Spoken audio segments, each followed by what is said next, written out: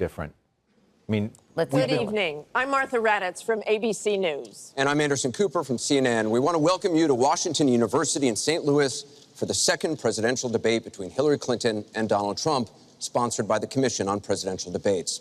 Tonight's debate is a town hall format, which gives voters a chance to directly ask the candidates questions. Martha and I will ask follow-up questions, but the night really belongs to the people in this room and to people across the country who have submitted questions online. The people you see on this stage were chosen by the Gallup organization. They are all from the St. Louis area and told Gallup they haven't committed to a candidate. Each of them came here with questions they want to ask, and we saw those questions for the first time this morning. Anderson and I and our team from ABC and CNN are the only ones who have seen them. Both candidates will have 2 minutes to answer each audience and online question. We hope to get to as many questions as we can, so we've asked the audience here not to slow things down with any applause, except for now. Ladies and gentlemen, the Republican nominee for President, Donald J. Trump, and the Democratic nominee for President, Hillary Clinton.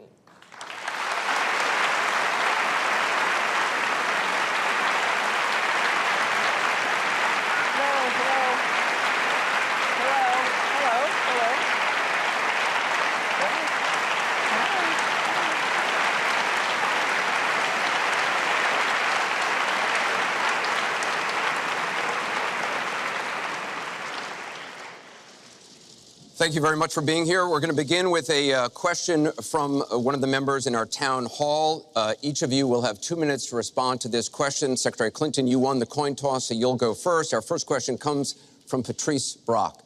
Patrice? Thank you and good evening. The last presidential debate could have been rated as MA, mature audiences, per TV parental guidelines. Knowing that educators assign viewing the presidential debates as students' homework, do you feel you are modeling appropriate and positive behavior for today's youth? Well, thank you. Are you a teacher? Yes, I think that that's a very good question because I've heard from lots of teachers and parents about some of their concerns about some of the things that are being said and done in this campaign.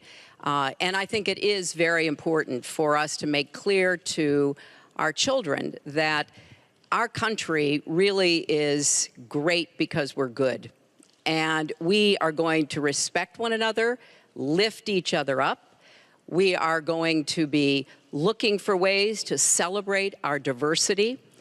And we are going to try to reach out to every boy and girl as well as every adult to bring them in to working on behalf of our country. I have a very positive and optimistic view about what we can do together.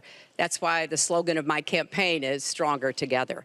Because I think if we work together, if we overcome the divisiveness that sometimes sets Americans against one another, and instead we make some big goals, and I've set forth some big goals, getting the economy to work for everyone, not just those at the top, making sure that we have the best education system from preschool through college and making it affordable, and so much else. If we set those goals and we go together to try to achieve them, there's nothing, in my opinion, that America can't do. So that's why I hope that we will come together in this campaign. Obviously, I'm hoping to earn your vote. I'm hoping to be elected in November. And I can promise you, I will work with every American. I want to be the president for all Americans, regardless of your political beliefs, where you come from, what you look like, your religion. I want us to heal our country and bring it together, because that's, I think, the best way for us to get the future that our children and our grandchildren deserve. Secretary Clinton, thank you. Mr. Trump, you have 2 minutes. Well, I actually agree with that. I agree with everything she said. I began this campaign because I was so tired of seeing such foolish things happen to our country. This is a great country. This is a great land. I've gotten to know the people of the country over the last year and a half that I've been doing this as a politician. I cannot believe I'm saying that about myself, but I guess I have been a politician. And my whole concept was to make America great again. When I watch the deals being made, when I watch what's happening with some horrible things like Obamacare, where your health insurance and health care is going up by numbers that are astronomical, 68%, 59%, 71%. When I look at the Iran deal and how bad a deal it is for us, it's a one-sided transaction where we're giving back $150 billion to a terrorist state, really the #1 terrorist state. We've made them a strong country from really a very weak country just 3 years ago. When I look at all of the things that I see and all of the potential that our country has, we have such tremendous potential, whether it's in business and trade, where we're doing so badly. Last year, we had an almost $800 billion trade deficit. In other words, trading with other countries, we had an $800 billion deficit. It's hard to believe, inconceivable. You say, who's making these deals? We're going to make great trade deals. We're going to have a strong border. We're going to bring back law and order. Just today, policeman was shot, 2 killed, and this is happening on a weekly basis. We have to bring back respect to law enforcement. At the same time, we have to take care of people on all sides. We need justice. But I want to do things that haven't been done, including fixing and making our inner cities better for the African-American citizens that are so great, and for the Latinos, Hispanics. And I look forward to doing it. It's called Make America Great Again. Thank you, Mr. Trump. The question from Patrice was about, are you both modeling positive and appropriate behaviors for today's youth? We received a lot of questions online, Mr. Trump, about the tape that was released on Friday. As you can imagine, you called what you said locker room banter. You described kissing women without consent, grabbing their genitals. That is sexual assault. You bragged that you have sexually assaulted women. Do you understand that? No, I didn't say that at all. I don't think you understood what was said. This was locker room talk. I'm not proud of it. I apologize to my family. I apologize to the American people. Certainly, I'm not proud of it. But this is locker room talk. You know, when we have a world where you have ISIS chopping off heads, where you have, and frankly, drowning people in steel cages, where you have wars and horrible, horrible sights all over, where you have so many bad things happening. This is like medieval times. We haven't seen anything like this, the carnage all over the world. And they look and they see. Can you imagine the people that are, frankly, doing so well against us with ISIS? And they look at our country and they see what's going on. Yes, I'm very embarrassed by it. I hate it. But it's locker room talk, and it's one of those things. I will knock the hell out of ISIS. We're going to defeat ISIS. ISIS happened a number of years ago in a vacuum that was left because of bad judgment. And I will tell you, I will take care of ISIS. So, Mr. Trump, we should get on to much more important things and much bigger things. Just for the record, though, are you saying that what you said on that bus 11 years ago, that you did not actually kiss women without consent or grope women without consent? I have great respect for women. Nobody has more respect for women than I do. So for the record, you're saying you never did that? I said things that, frankly, you hear these things are said. And I was embarrassed by it, but I have tremendous respect for women. Have you ever done those things? Women have respect for me. And I will tell you, no, I have not. And I will tell you that I'm going to make our country safe. We're going to have borders in our country, which we don't have now. People are pouring into our country, and they're coming in from the Middle East and other places.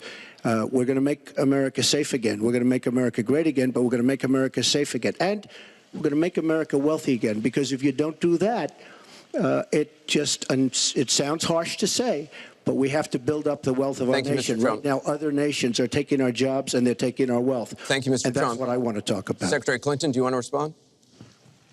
Well, like everyone else, I've spent a lot of time thinking over the last 48 hours about what we heard and saw.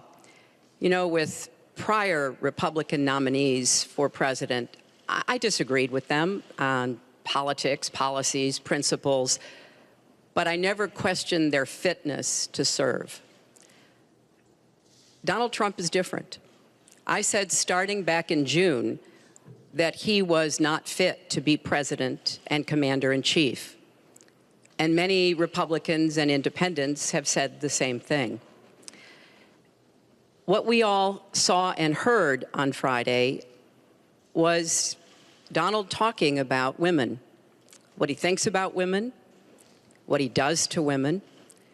And he has said that the video doesn't represent who he is, but I think it's clear to anyone who heard it that it represents exactly who he is, because we've seen this throughout the campaign.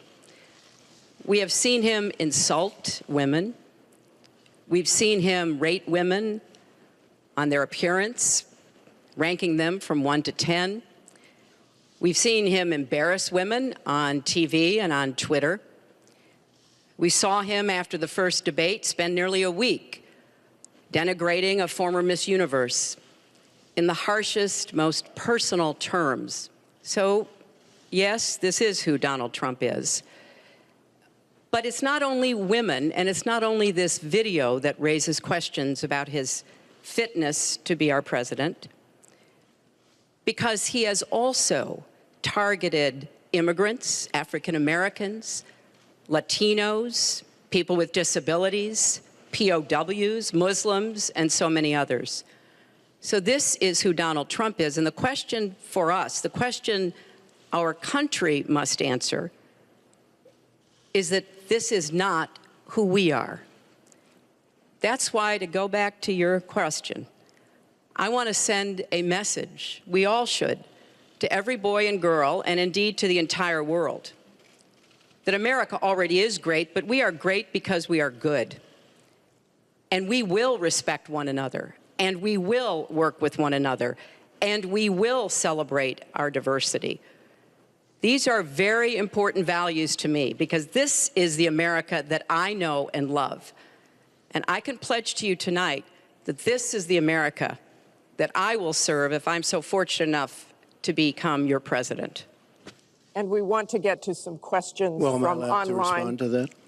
I assume I am. Yes, you can respond to that. It's just words, folks. It's just words. Those words, I've been hearing them for many years. I heard them when they were running for the Senate in New York, where Hillary was going to bring back jobs to upstate New York, and she failed.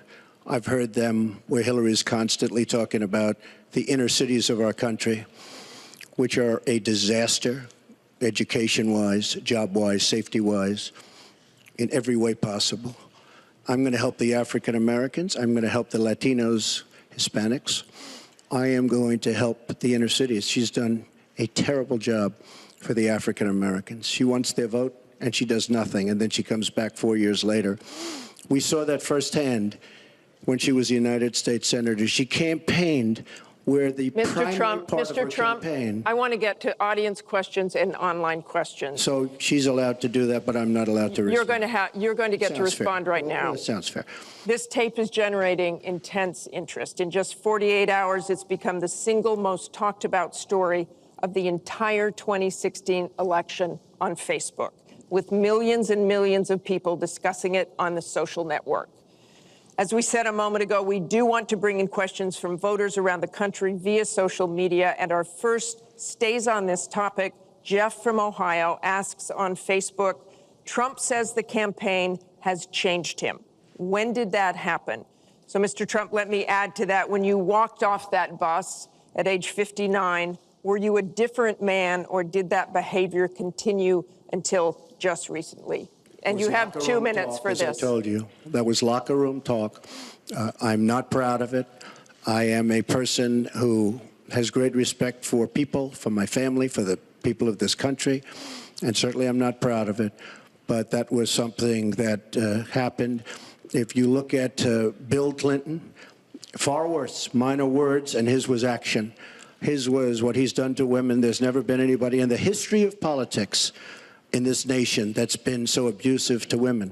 So you can say any way you want to say it, but Bill Clinton was abusive to women. Hillary Clinton attacked those same women and attacked them viciously. 4 of them are here tonight. One of the women, who is a wonderful woman, at 12 years old, was raped at 12. Her client, she represented, got him off, and she's seen laughing on 2 separate occasions, laughing at the girl who was raped. Kathy Shelton, that young woman, is here with us tonight. So don't tell me about words. I apologize for those words. But it is things that people say. But what President Clinton did. He was impeached. He lost his license to practice law. He had to pay an $850,000 fine to one of the women, Paula Jones, who's also here tonight.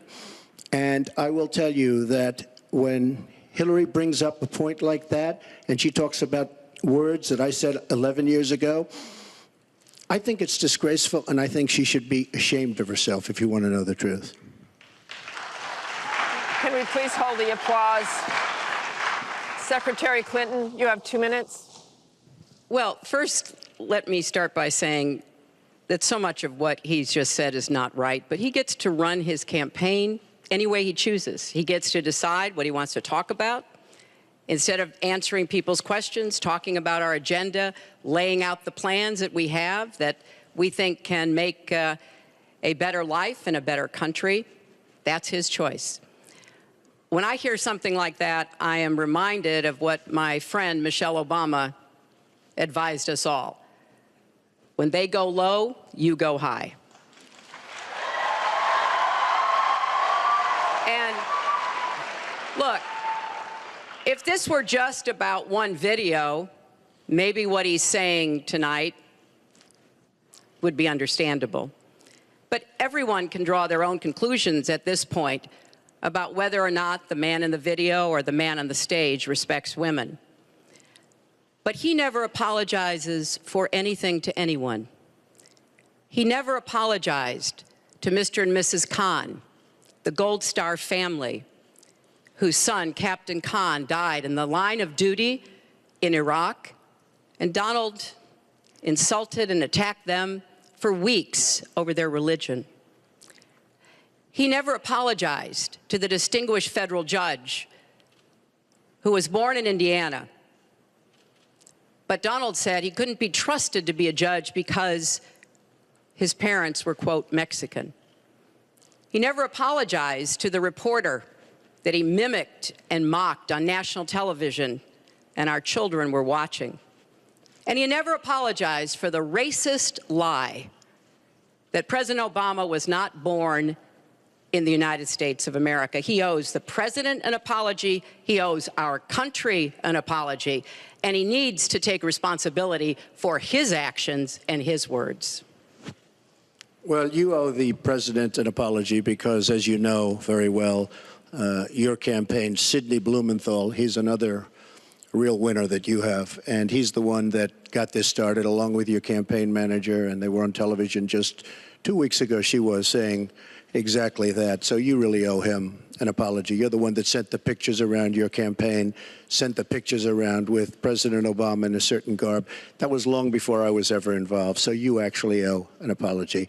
And number two, Michelle Obama. I've gotten to see the commercials that they did on you. And I've gotten to see some of the most vicious commercials I've ever seen of Michelle Obama talking about you, Hillary.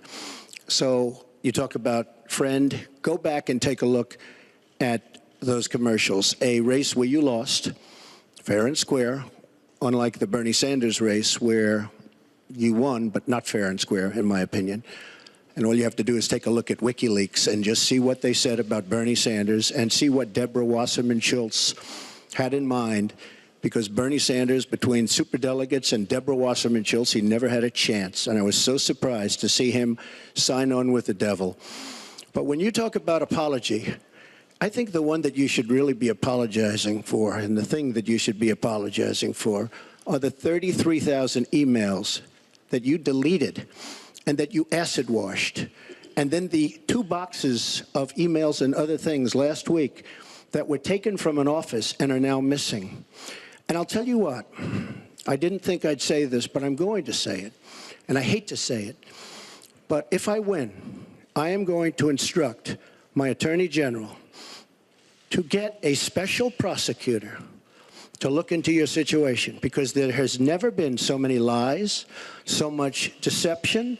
There has never been anything like it. And we're going to have a special prosecutor. When I speak, I go out and speak. The people of this country are furious.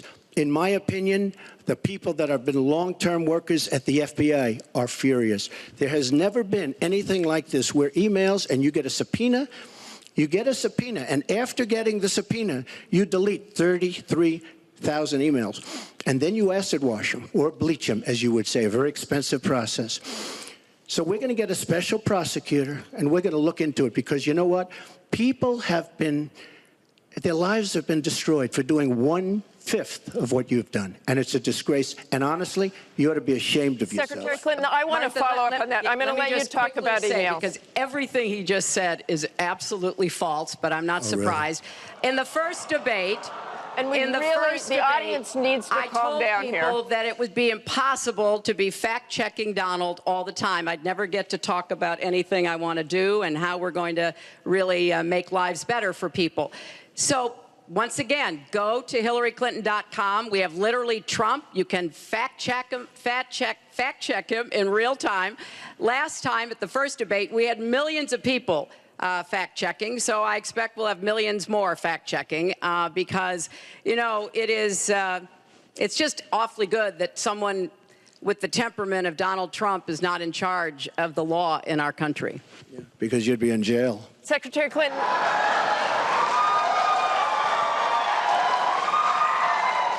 We want to remind the audience to please not talk out loud. Please do not applaud. You're just wasting time. And Secretary Clinton, I do want to follow up on emails. You've said your handling of your emails was a mistake. You disagreed with FBI Director James Comey, calling your handling of classified information, quote, extremely careless. The FBI said that there were 110 classified emails that were exchanged, 8 of which were top secret, and that it was possible hostile actors did gain access to those emails. You don't call that extremely careless? Well, Martha, first let me say, and I've said it before, but I'll repeat it because I want everyone to hear it, that was a mistake, and I take responsibility for using a personal email account. Obviously, if I were to do it over again, I would not. I'm not making any excuses. It was a mistake, and I am very sorry about that. But I think it's also important to point out where there are some misleading accusations from critics and others. After a year-long investigation, there is no evidence that anyone hacked the server I was using, and there is no evidence that anyone can point to at all, anyone who says otherwise has no basis, that any classified material ended up in the wrong hands. I take classified materials very seriously, and always have. When I was on the Senate Armed Services Committee, I was privy to a lot of classified material. Obviously, as Secretary of State, I had some of the most important secrets that we possess, such as going after bin Laden. So I am very committed to taking classified information seriously. And as I said, there is no evidence that any classified information ended up in the wrong hands. Okay, we're going to move on. And yet, she didn't know the letter C on a document, right? She didn't even know what that letter meant. You know, it's amazing. I'm watching Hillary go over facts, and she's going after fact after fact, and she's lying again because she said what she did with emails was fine. You think it was fine to delete 33,000 emails? I don't think so. She said the 33,000 emails had to do with her daughter's wedding, number one, and a yoga class. Well, maybe we'll give 3 or 4 or 5 or something. 33,000 emails deleted. And now she's saying there wasn't anything wrong. And more importantly, that was after getting a subpoena. That wasn't before. That was after. She got it from the United States Congress. And I'll be honest, I am so disappointed in congressmen, including Republicans, for allowing this to happen. Our Justice Department, where her husband goes onto the back of an airplane for 39 minutes, talks to the Attorney General days before a ruling is going to be made on her case.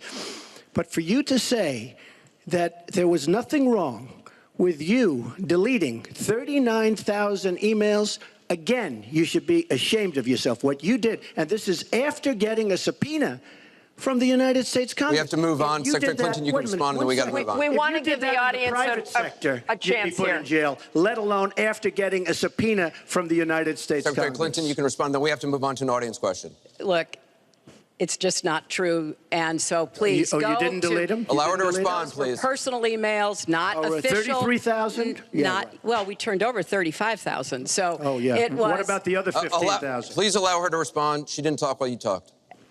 Yes, that's true. I didn't. And you I have didn't nothing in to the say. first debate, and I'm going to try not to in this debate because I'd like to get to the questions that the people have brought here tonight to talk to us about. And get off this question. Okay, Donald, I know you're into big diversion tonight, anything to avoid talking about your campaign and the way it's exploding and the way Republicans are leaving you. But let's see at what least happens. focus Allow her to on some of respond. the Let's see what issues happens. that people care about tonight. Let's get to their questions. We have a question here from Ken Karpowitz. He has a question about health care. Ken? I'd like to know, Anderson, why aren't you bringing up the emails? I'd like to know. Why aren't you We getting brought up to the bottom? emails. No, it hasn't. It hasn't. And it hasn't been finished at all. Ken Karpowitz has a question. It's nice to 1 on 3. Thank you. Affordable Care Act, known as Obamacare, it is not affordable. Premiums have gone up, deductibles have gone up, co-pays have gone up, prescriptions have gone up, and the coverage has gone down. What will you do to bring the costs down and make coverage better? That first one goes to Secretary Thank Clinton you. because you started out the last one to the audience. If he wants to start, he can start. Ms. No, go ahead, Donald. No, I'm a gentleman, Hillary. Go ahead. Secretary Clinton? Well, I think Donald was about to say he's going to solve it by repealing it and getting rid of the Affordable Care Act. And I'm going to fix it because I agree with you. Premiums have gotten too high, co-pays, deductibles, prescription drug costs. And I've laid out a series of actions that we can take to try to get those costs down. But here's what I don't want people to forget. When we're talking about reining in the costs, which has to be the highest priority of the next president, when the Affordable Care Act passed, it wasn't just that 20 million people got insurance who didn't have it before, but that in and of itself was a good thing. I meet these people all the time, and they tell me what a difference having that insurance meant to them and their families. But everybody else, the 170 million of us who get health insurance through our employers, got big benefits. Number one, insurance companies can't deny you coverage because of a pre-existing condition. Number two, no lifetime limits, which is a big deal if you have serious health problems. Number three, women can't be charged more than men for our health insurance, which is the way it used to be before the Affordable Care Act. Number four, if you're under 26 and your parents have a policy, you can be on that policy until the age of 26, something that didn't happen before. So I want very much to save what works and is good about the Affordable Care Act. But we've got to get costs down. We've got to provide some additional help to small businesses so that they can afford to provide health insurance. But if we repeal it, as Donald has proposed, and start over again, all of those benefits I just mentioned are lost to everybody, not just people who get their health insurance on the exchange. And then we would have to start all over again. Right now, we are at 90% health insurance coverage. That's the highest we've ever been in our country. Secretary Clinton, so your I time's want us up. to get to 100%, but get costs down and keep quality up. Mr. Trump, you have 2 minutes. It is such a great question, and it's maybe the question I get almost more than anything else outside of defense. Obamacare is a disaster. You know it. We all know it. It's going up at numbers that nobody's ever seen worldwide. Nobody's ever seen numbers like this for health care. It's only getting worse. In 17, it implodes by itself. Their method of fixing it is to go back and ask Congress for more money, more and more money. And we have right now almost $20 trillion in debt. Obamacare will never work. It's very bad health insurance, far too expensive. And not only expensive for the person that has it, unbelievably expensive for our country. It's going to be one of the biggest line items very shortly. We have to repeal it and replace it with something absolutely much less expensive and something that works, where your plan can actually be tailored. We have to get rid of the lines around the state, artificial lines, where we stop insurance companies from coming in and competing because they wanted, President Obama and whoever was working on it, They want to leave those lines because that gives the insurance companies essentially monopolies. We want competition. You will have the finest health care plan there is. She wants to go to a single-payer plan, which would be a disaster, somewhat similar to Canada. And if you ever notice, the Canadians, when they need a big operation, when something happens, they come into the United States in many cases because their system is so slow. It's catastrophic in certain ways. But she wants to go to single payer, which means the government basically rules everything. Hillary Clinton has been after this for years. Obamacare was the first step. Obamacare is a total disaster. And not only are your rates going up by numbers that nobody's ever believed, but your deductibles are going up, so that unless you get hit by a truck, you're never going to be able to use it. Mr. Trump, it is a disastrous plan, and it has to be repealed and replaced. Secretary Clinton, let me follow up with you. Your husband called Obamacare, quote, the craziest thing in the world, saying that small business owners are getting killed as premiums double, coverage is cut in half. Was he mistaken, or was his mistake simply telling the truth? No, I mean, he clarified what he meant, and it's very clear. Look, we are in a situation in our country where if we were to start all over again, we might come up with a different system. But we have an employer-based system. That's where the vast majority of people get their health care. And the Affordable Care Act was meant to try to fill the gap between people who were too poor and couldn't put together any resources to afford health care, namely people on Medicaid. Obviously, Medicare, which is a single-payer system, which takes care of our elderly and does a great job doing it, by the way. And then all the people who were employed, but people who were working but didn't have the money to afford insurance and didn't have anybody, an employer or anybody else, to help them. That was the slot that the Obamacare approach was to take. And like I say, 20 million people now have health insurance. So if we just rip it up and throw it away, what Donald's not telling you is we just turn it back to the insurance companies the way it used to be. And that means the insurance companies get to do pretty much whatever they want, including saying, look, I'm sorry, you've got diabetes, you had cancer, your child has asthma. Your time is up. You may not be able to have insurance because you can't afford it. So let's fix what's broken about it, but let's not throw it away and give it all back to the insurance companies and the drug companies. Let me follow up with you, Mr. That's not going to work. Mr. Trump, let me follow on this. Just one thing. First of all, Hillary, everything's broken about it, everything.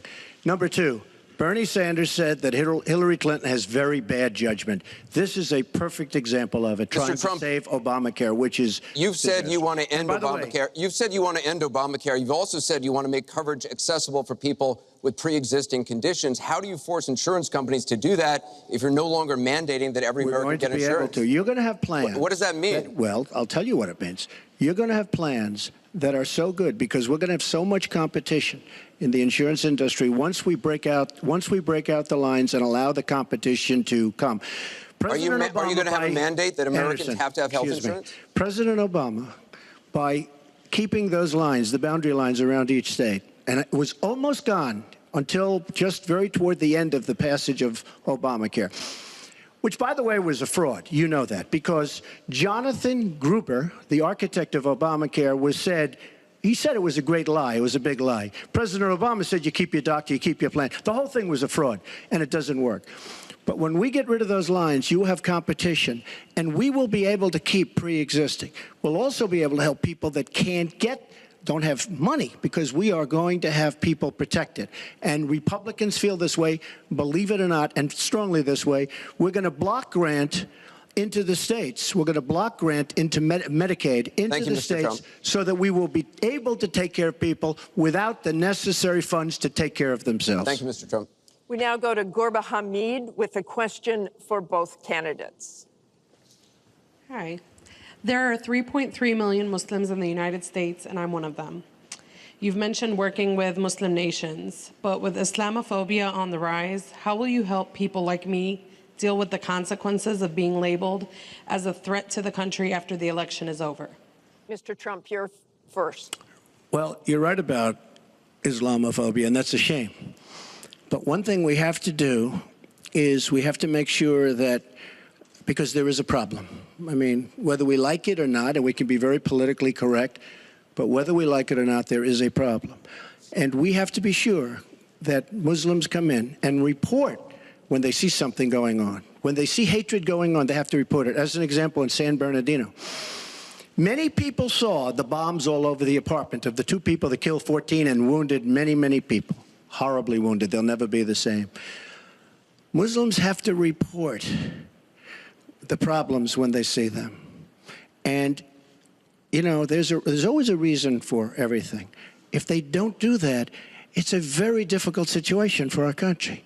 Because you look at Orlando, and you look at San Bernardino, and you look at the World Trade Center, go outside, you look at Paris, look at that horrible, these are radical Islamic terrorists.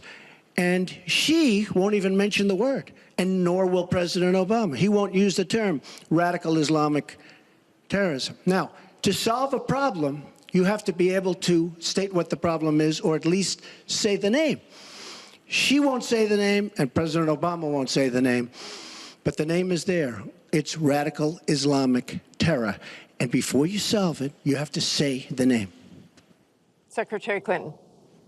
Well, thank you for asking your question. And I've heard this question from a lot of Muslim Americans across our country. Because, unfortunately, there's been a lot of very divisive, dark things said about Muslims. And even someone like Captain Khan, the young man who sacrificed himself defending our country in the United States Army, has been subject to attack by Donald. I want to say just a couple of things. First, we've had Muslims in America since George Washington. And we've had many successful Muslims. We just lost a particularly well-known one with Muhammad Ali.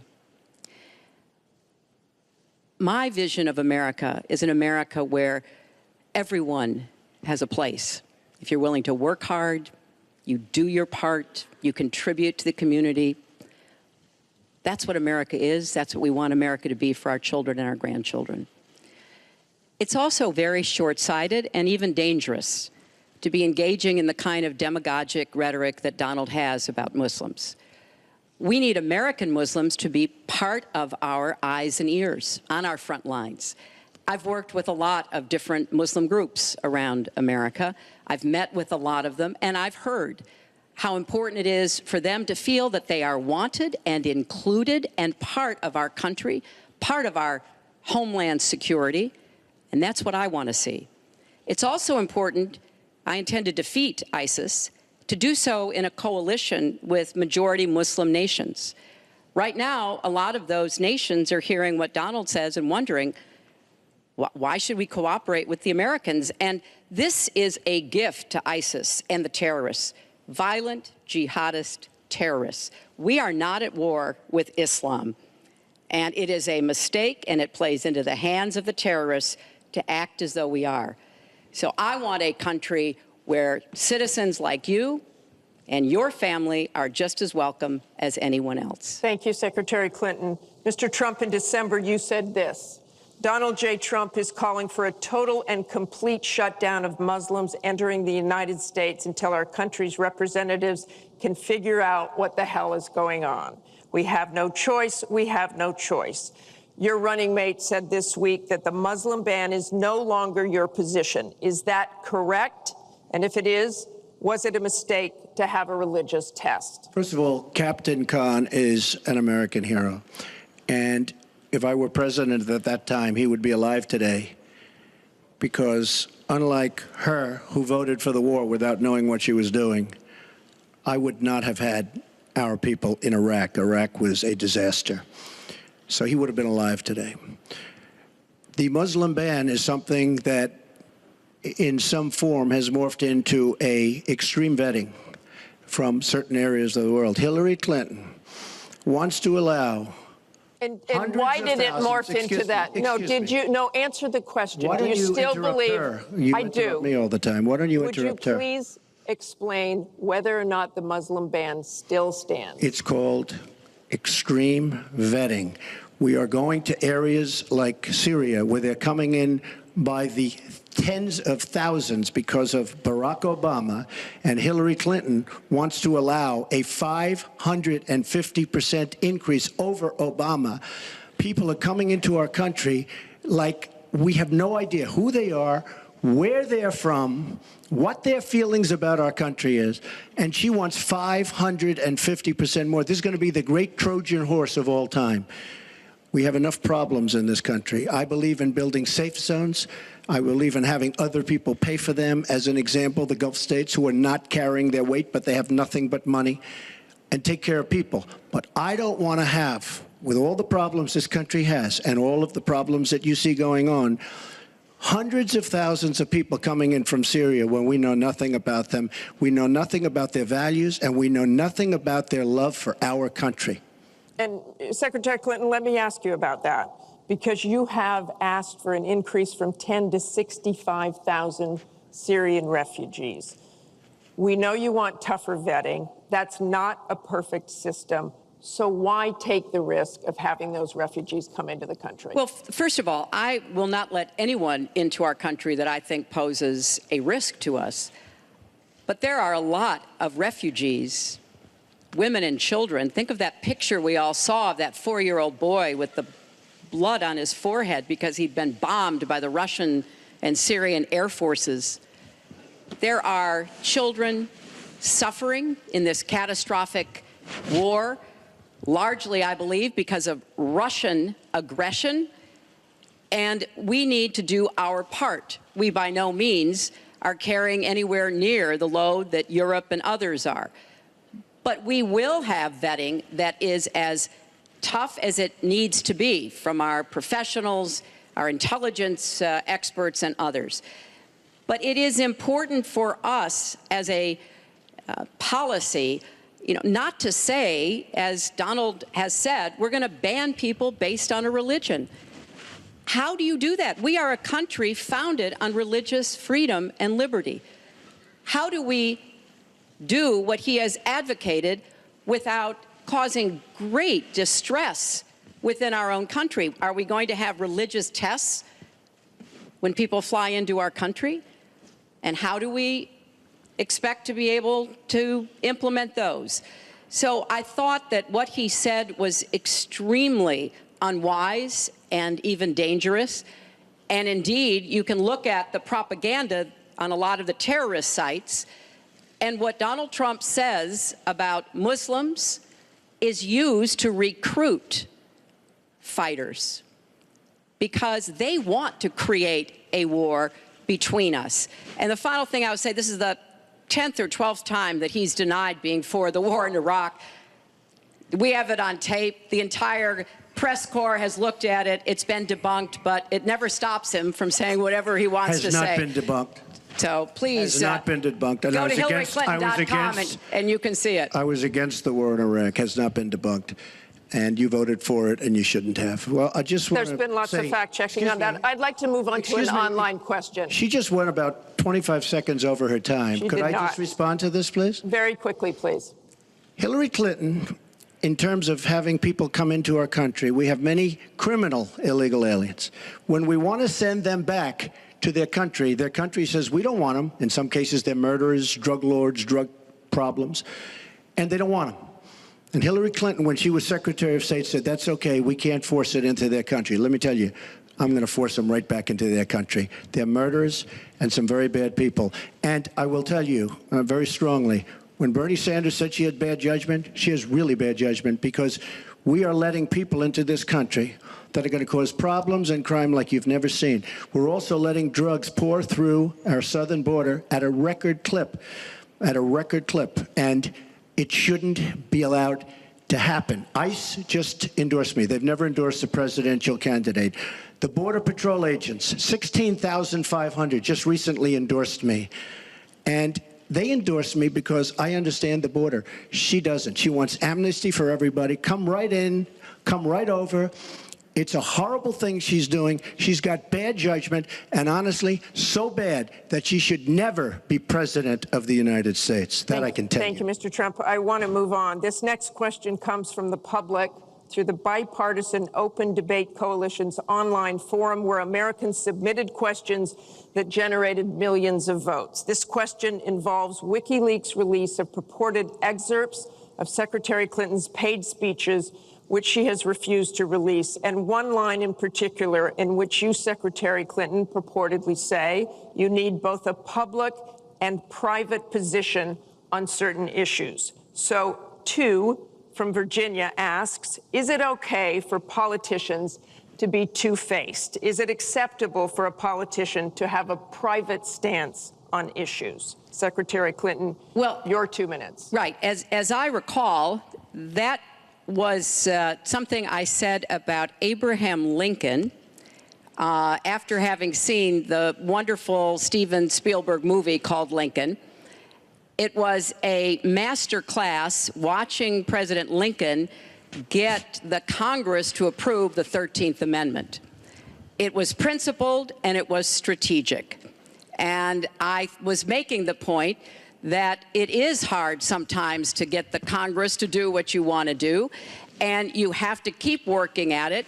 And yes, President Lincoln was trying to convince some people. He used some arguments. Convincing other people, he used other arguments. That was a great, I thought, a great display of presidential leadership.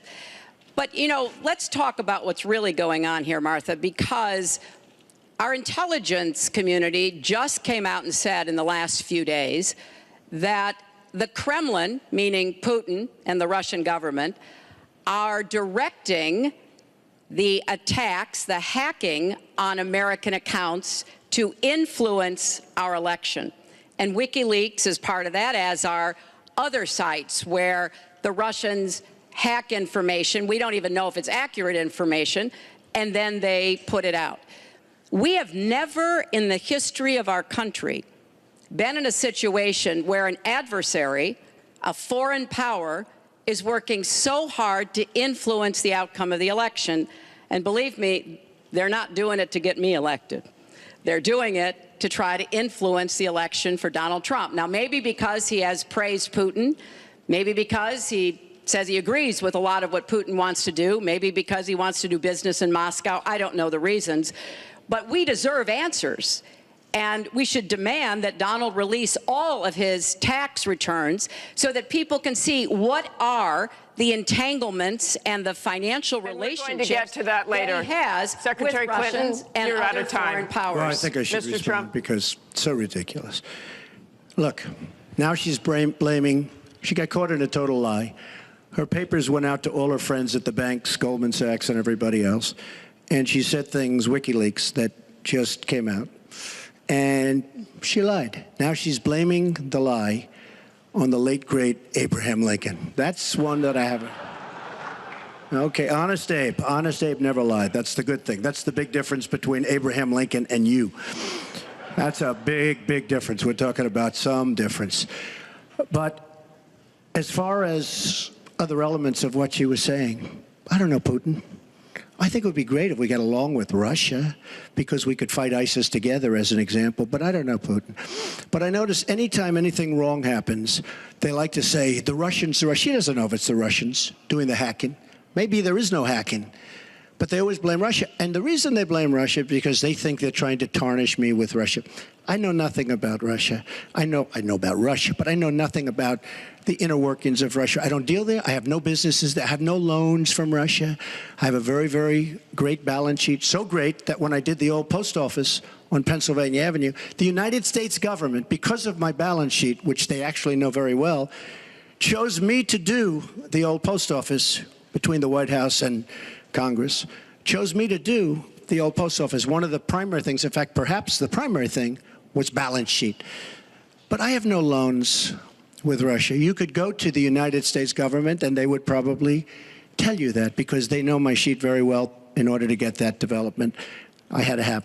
Now, the taxes are a very simple thing. As soon as I have, first of all, I pay hundreds of millions of dollars in taxes. Many of her friends took bigger deductions. Warren Buffett took a massive deduction. Soros, who's a friend of hers, took a massive deduction. Many of the people that are giving her all this money that she can do many more commercials than me took massive deductions. I pay hundreds of millions of dollars in taxes. But as soon as my routine audit's finished, I'll release my returns. I'll be very proud to. Thank you, Mr. Trump. We've got we're on turn, actually, the topic of taxes. We have a question from Spencer Moss. Spencer? Good evening. My question is, what specific tax provisions will you change to ensure the wealthiest Americans pay their fair share in taxes? Mr. Trump, you have 2 minutes. Well, one thing I do is get rid of carried interest. One of the greatest provisions for people like me, to be honest with you. I give up a lot when I run because I knock out the tax code.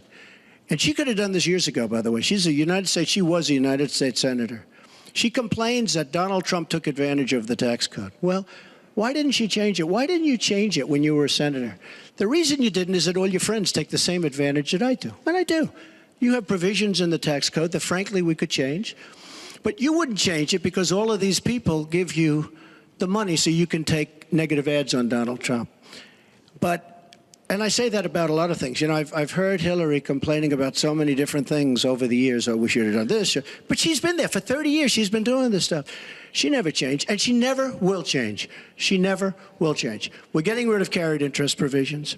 I'm lowering taxes, actually, because I think it's so important for corporations, because we have corporations leaving, massive corporations and little ones. Little ones can't form. We're getting rid of regulations, which goes hand in hand with the lowering of the taxes. But we're bringing the tax rate down from 35% to 15%. We're cutting taxes for the middle class, and I will tell you, we are cutting them big league for the middle class. And I will tell you, Hillary Clinton is raising your taxes, folks. You can look at me. She's raising your taxes really high. And what that's going to do is a disaster for the country. But she is raising your taxes, and I'm lowering your taxes. That in itself is a big difference. We are going to be thriving again. We have no growth in this country. There's no growth. If China has a GDP of 7%, it's like a national catastrophe. We're down at 1%. And that's like no growth. And we're going lower, in my opinion. And a lot of it has to do with the fact that our taxes are so high, just about the highest in the world. And I'm bringing them down to one of the lower in the world. And I think it's so important, one of the most important things we can do. But she is raising everybody's taxes massively. Secretary Clinton, you have 2 minutes. The question was, what specific tax provisions will you change to ensure the wealthiest Americans pay their fair share of taxes?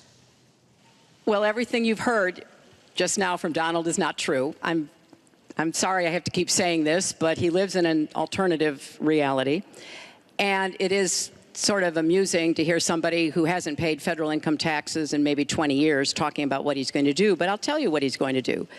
His plan will give the wealthy and corporations the biggest tax cuts they've ever had, more than the Bush tax cuts by at least a factor of 2. Donald always takes care of Donald and people like Donald, and this would be a massive gift. And indeed, the way that he talks about his tax cuts would end up raising taxes on middle-class families, millions of middle-class families. Now, here's what I want to do. I have said nobody who makes less than $250,000 a year, and that's the vast majority of Americans, as you know, will have their taxes raised, because I think we've got to go where the money is. And the money is with people who've taken advantage of every single break in the tax code. And yes, when I was a senator, I did vote to close corporate loopholes. I voted to close, I think, one of the loopholes he took advantage of when he claimed $1 billion loss that enabled him to avoid paying taxes. I want to have a tax on people who are making $1 million. It's called the Buffett rule. Yes, Warren Buffett is the one who's gone out and said somebody like him should not be paying a lower tax rate than his secretary. I want to have a surcharge on incomes above $5 million. We have to make up for lost times because I want to invest in you. I want to invest in hardworking families. And I think it's been unfortunate, but it's happened, that since the Great Recession, the gains have all gone to the top. And we need to reverse that. People like Donald who paid 0 in taxes, 0 for our vets, 0 for our military, 0 for health and education. That is wrong. And we're going to make sure that nobody, no corporation and no individual can get away without paying his fair share to support our country. Mr. Trump, I want to give you the chance to respond. I just want to tell our viewers what she's referring to. In the last month, taxes were the #1 issue on Facebook for the first time in the campaign. The New York Times published 3 pages of your 1995 tax returns. They show you claimed a $916 million loss, which means you could have avoided paying personal federal income taxes for years. You've said you pay state taxes, employee taxes, real estate taxes, property taxes. You have not answered, though, a simple question. Did you use that $916 million loss to avoid paying personal federal income taxes for Of course I do. Of course I do. And so do all of her donors, or most of her donors. I know many of her donors. Her donors took massive tax write-offs. So have you not paid personal federal income tax? A lot of my write-off was depreciation and other things that Hillary, as a senator, allowed. And she'll always allow it because the people that give her all this money, they want it. That's why. See, I understand the tax code better than anybody that's ever run for president. Hillary Clinton, and it's extremely complex, Hillary Clinton has friends that want all of these provisions, including they want the carried interest provision, which is very important to Wall Street people, but they really want the carried interest provision, which I believe Hillary's leaving. It's very interesting why she's leaving carried interest. But I will tell you that, number one, I pay tremendous numbers of taxes. I absolutely used it, and so did Warren Buffett, and so did George Soros, and so did many of the other people that Hillary is getting money from. Now, I won't mention their names because they're rich, but they're not famous, so we won't make them famous. Can you say how many years you have avoided paying personal federal income taxes? No, but I pay tax, and I pay federal tax, too. But I have a write-off. A lot of it's depreciation, which is a wonderful charge. I love depreciation.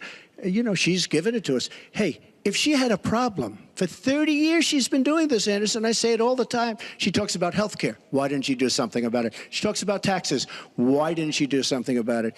She doesn't do anything about anything other than talk. With her, it's all talk and no action. In the past, and again, Bernie Sanders, it's really bad judgment. She has made bad judgment not only on taxes, she's made bad judgments on Libya, on Syria, on Iraq.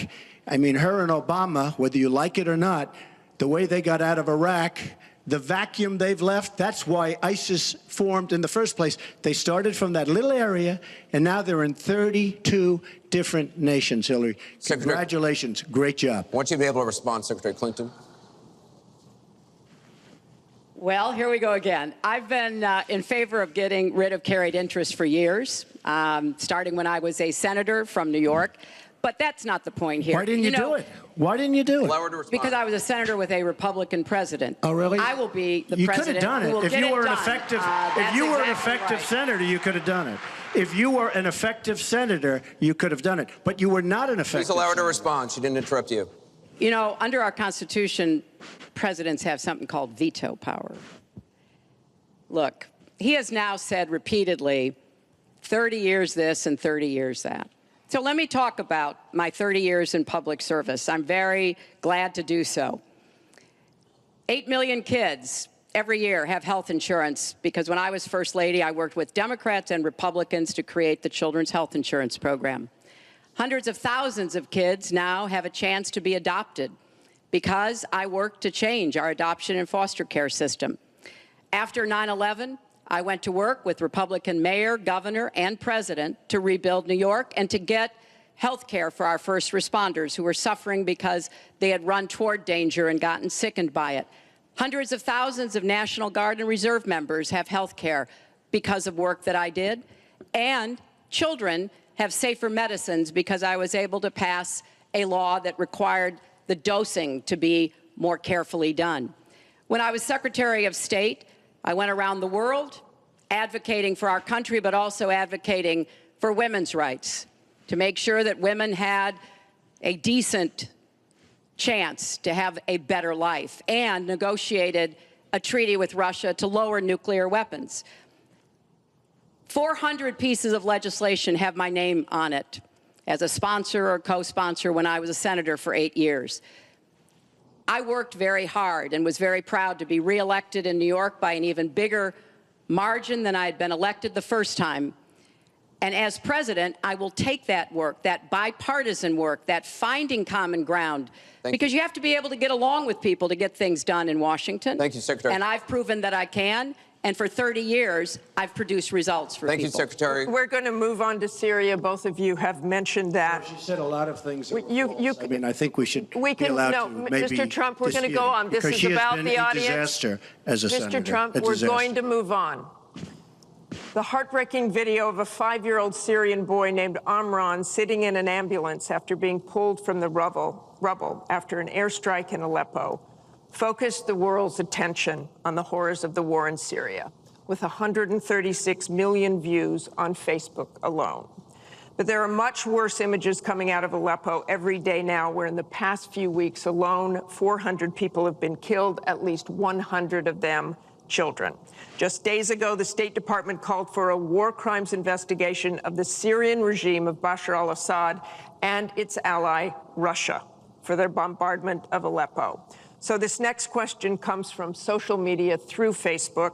Diane from Pennsylvania asks, if you were president, what would you do about Syria and the humanitarian crisis in Aleppo? Isn't it a lot like the Holocaust when the U.S. waited too long before we helped? Secretary Clinton, we will begin with your 2 minutes. Well, the situation in Syria is catastrophic. And every day that goes by, we see the results of the regime by Assad in partnership with the Iranians on the ground, the Russians in the air, bombarding places, in particular Aleppo, where there are hundreds of thousands of people, probably about 250,000 still left.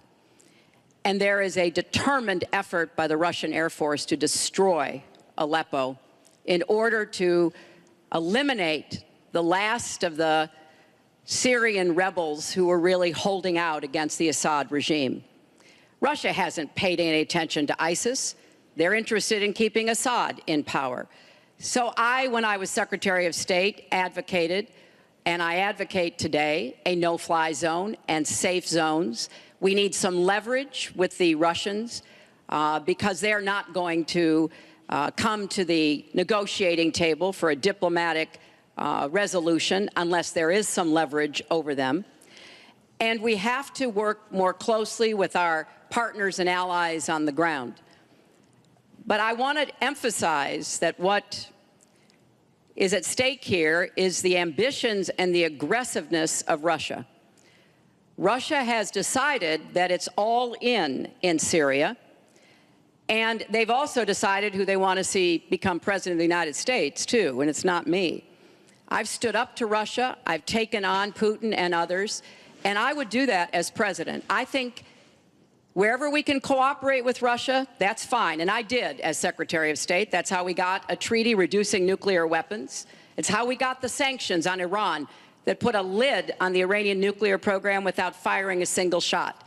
So I would go to the negotiating table with more leverage than we have now.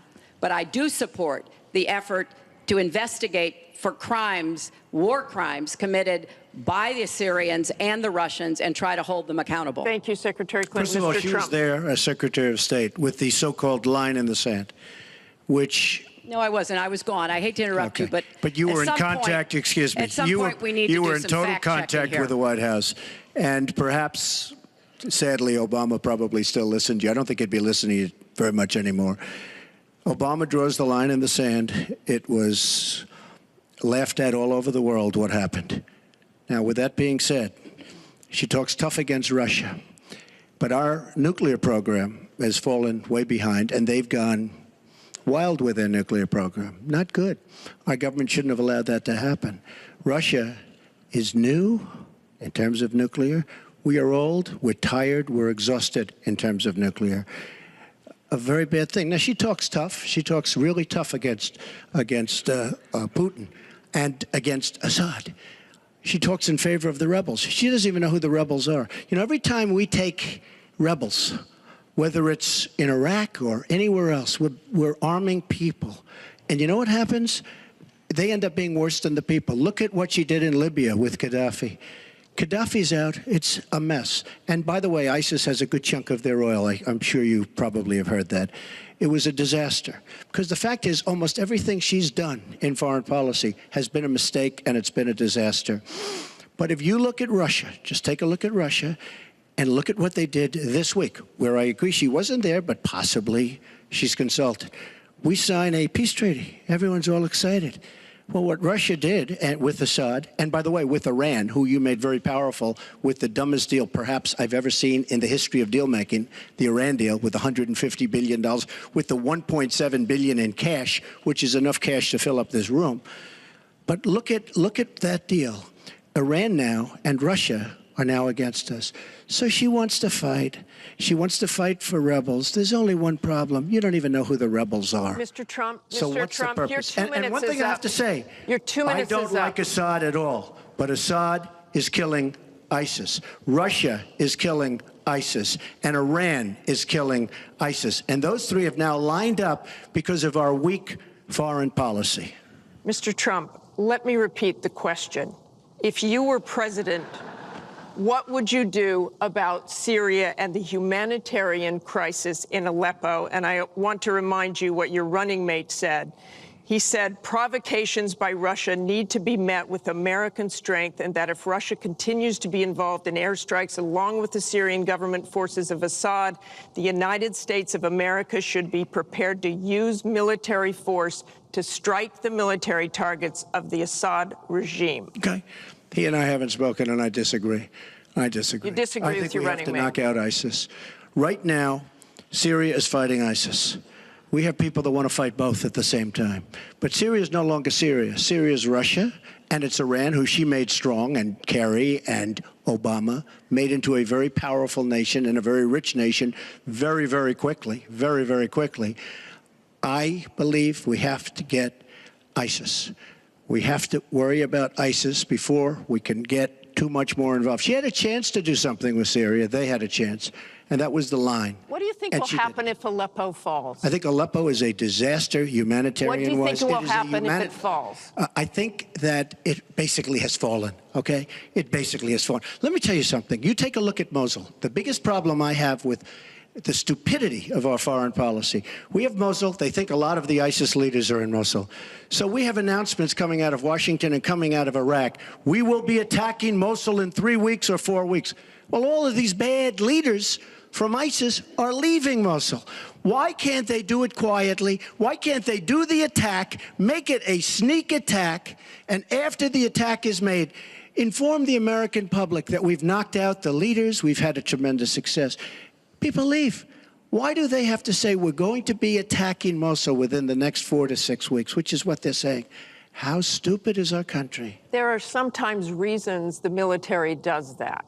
Psychological warfare. I can't think of any. I can't think of any. It might be to help get civilians out. And we have, look, I have 200 generals and admirals who endorse me. I have 21 Congressional Medal of Honor recipients who endorse me. We talk about it all the time. They understand. Why can't they do something secretively where they go in and they knock out the leadership? Why would these people stay there? I've been reading now for weeks. Tell me what your strategy I've been reading now is. for weeks about Mosul, that it's the harbor of where, between Raqqa and Mosul. This is where they think the ISIS leaders are. Why would they be staying? They're not staying there anymore. They're gone. Because everybody's talking about how Iraq, which is us with our leadership, goes in to fight Mosul. Now, with these 200 admirals and generals, they can't believe it. All I say is this: General George Patton, General Douglas MacArthur are spinning in their grave at the stupidity of what we're doing in the Middle East. I'm going to go to Secretary Clinton. Secretary Clinton, you want Assad to go. You advocated arming rebels, but it looks like that may be too late for Aleppo. You talk about diplomatic efforts. Those have failed. Ceasefires have failed. Would you introduce the threat of U.S. military force beyond a no-fly zone against the Assad regime to back up diplomacy? I would not use American ground forces in Syria. I think that would be a very serious mistake. I don't think American troops should be holding territory, which is what they would have to do as an occupying force. I don't think that is a smart strategy.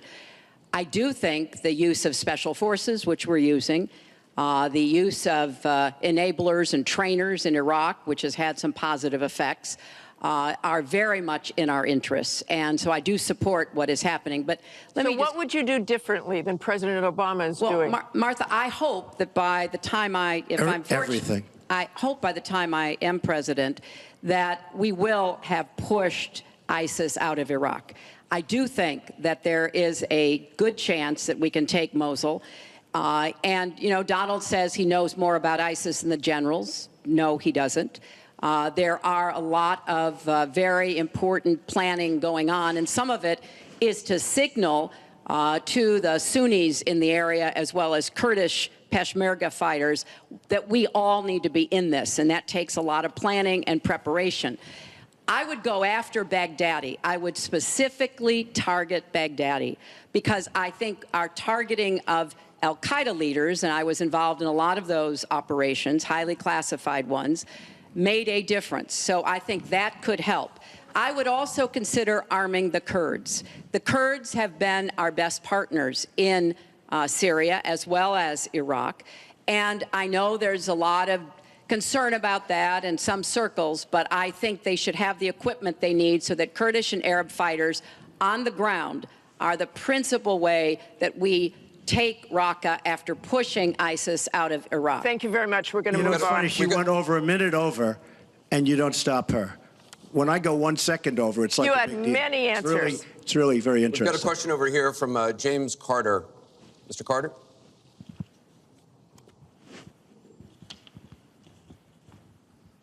My question is, do you believe you can be a devoted president to all the people in the United States? That question begins for Mr. Trump. Absolutely.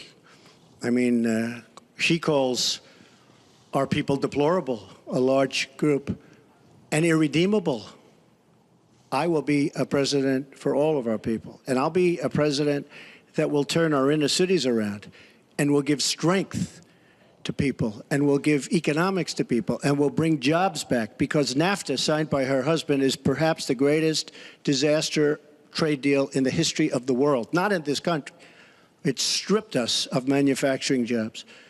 We lost our jobs.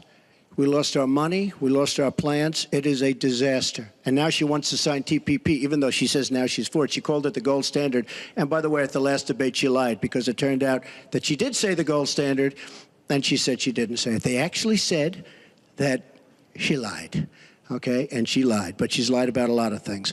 I would be a president for all of the people, African Americans, the inner cities. Devastating what's happening to our inner cities. She's been talking about it for years. As usual, she talks about it, nothing happens. She doesn't get it done. Same with the Latino Americans, the Hispanic Americans, the same exact thing. They talk, they don't get it done. You go into the inner cities and you see it's 45% poverty. African Americans now, 45% poverty in the inner cities. The education is a disaster. Jobs are essentially non-existent. I mean, it's, you know, I've been saying at big speeches where I have 20 and 30,000 people, what do you have to lose? It can't get any worse. And she's been talking about the inner cities for 25 years. Nothing's going to ever happen. Let me tell you, if she's president of the United States, nothing's going to happen. It's just going to be talk. And all of her friends, the taxes we were talking about, and I would just get it by osmosis. She's not doing any me favors.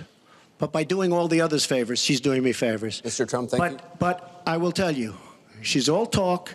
It doesn't get done. All you have to do is take a look at her Senate run. Take a look at upstate New York. Your 2 minutes is up.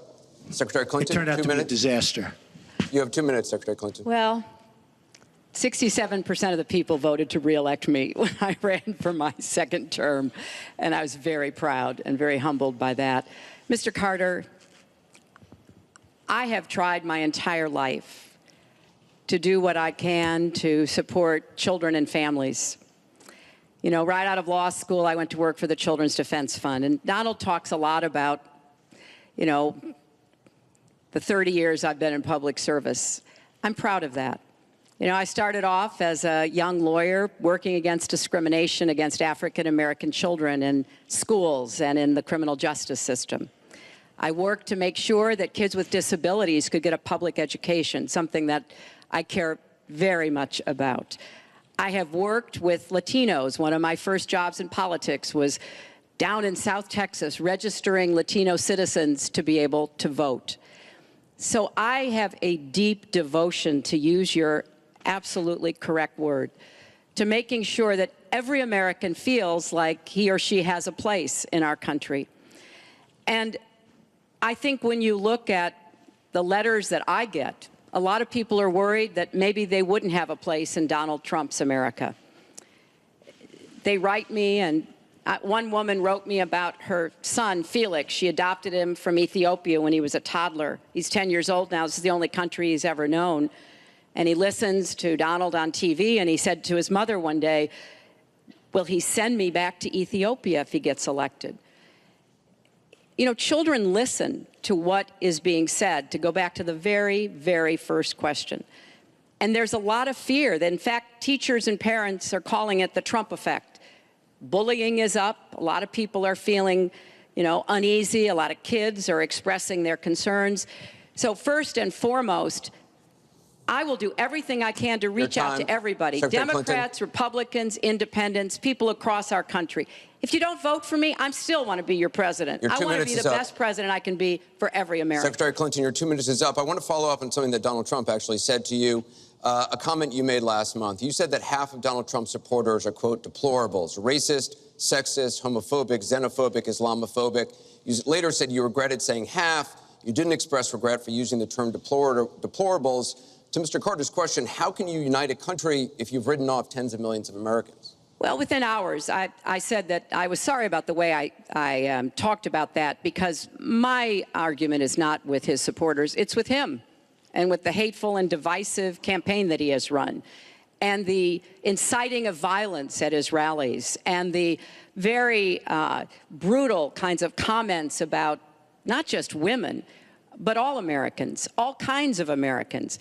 And what he has said about African Americans and Latinos, about Muslims, about POWs, about immigrants, about people with disabilities, he's never apologized for. And so I do think that a lot of the tone and tenor that he has said, I'm proud of the campaign that Bernie Sanders and I ran. We ran a campaign based on issues, not insults, and he is supporting me 100%. Thank you. Because we talked about what we wanted to do. We might have had some differences, and we had a lot of debates. Thank you, Secretary. But we believed that we could make the country better, and I was proud of that. I'm going to give you a minute, 20 We seconds. have a divided nation. We have a very divided nation. You look at Charlotte, you look at Baltimore, you look at the violence that's taking place in the inner cities, Chicago. You take a look at Washington, D.C. We have an increase in murder within our cities, the biggest in 45 years. We have a divided nation because people like her, and believe me, she has tremendous hate in her heart. And when she said deplorables, she meant it. And when she said irredeemable, they're irredeemable. You didn't mention that. But when she said they're irredeemable, to me, that might have been even worse. She said some of them are irredeemable. She's got tremendous hatred. And this country cannot take another 4 years of Barack Obama. And that's what you're getting with her. Mr. Trump, let me follow up with you. In 2008, you wrote in one of your books that the most important characteristic of a good leader is discipline. You said if a leader doesn't have it, quote, he or she won't be one for very long. In the days after the first debate, you sent out a series of tweets from 3 a.m. to 5 a.m., including one that told people to check out a sex tape. Is that the discipline of a good leader? No, it wasn't check out a sex tape. It was just take a look at the person that she built up to be this wonderful Girl Scout, who was no Girl Scout. By the way, just so you understand, when she said 3 o'clock in the morning, take a look at Benghazi. She said, who's going to answer the call at 3 o'clock in the morning? Guess what? She didn't answer because when Ambassador Stevens... The question is that the discipline of a good leader? 600 times. Well, she said she was awake at 3 o'clock in the morning. And she also sent a tweet out at 3 o'clock in the morning, but I won't even mention that. But she said she'll be awake. Who's the famous thing? We're going to answer our call at 3 o'clock in the morning. Guess what happened? Ambassador Stevens sent 600 requests for help. And the only one she talked to was Sidney Blumenthal, who's her friend, and not a good guy, by the way. So, you know, she shouldn't be talking about that. Now, tweeting happens to be a modern-day form of communication. I mean, you can like it or not like it. I have, between Facebook and Twitter, I have almost 25 million people. It's a very effective way of communication. So you can put it down, but it is a very effective form of communication. I'm not unproud of it, to be honest with you. Secretary Clinton, does Mr. Trump have the discipline to be a good leader? No. I'm shocked to hear that. Well, it's not only my opinion, it's the opinion of many others, national security experts, Republicans, former Republican members of Congress. But it's in part because those of us who have had the great privilege of seeing this job up close and know how difficult it is, and it's not just because I watched my husband take a $300 billion deficit and turn it into a $200 billion surplus, and 23 million new jobs were created, and incomes went up for everybody. Everybody. African-American incomes went up 33%. And it's not just because I worked with George W. Bush after 9/11. And I was very proud that when I told him what the city needed, what we needed to recover, he said, "You've got it," and he never wavered. He stuck with me. And I have worked, and I admire President Obama. He inherited the worst financial crisis since the Great Depression. That was a terrible time for our country. We have to move along. 9 million people Secretary lost Clinton, their we jobs. have to- 5 million homes were lost. Secretary and Clinton, we're $13 moving trillion on. in family wealth was wiped out. We are back on the right track.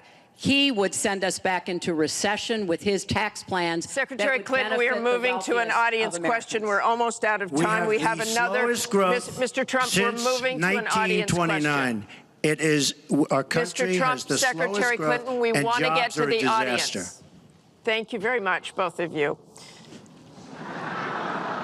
We have another audience question. Beth Miller has a question for both candidates. Good evening. Perhaps the most important aspect of this election is the Supreme Court justice. What would you prioritize as the most important aspect of selecting a Supreme Court justice? We begin with your 2 minutes, Secretary Clinton. Thank you. Well, you're right. This is one of the most important issues in this election.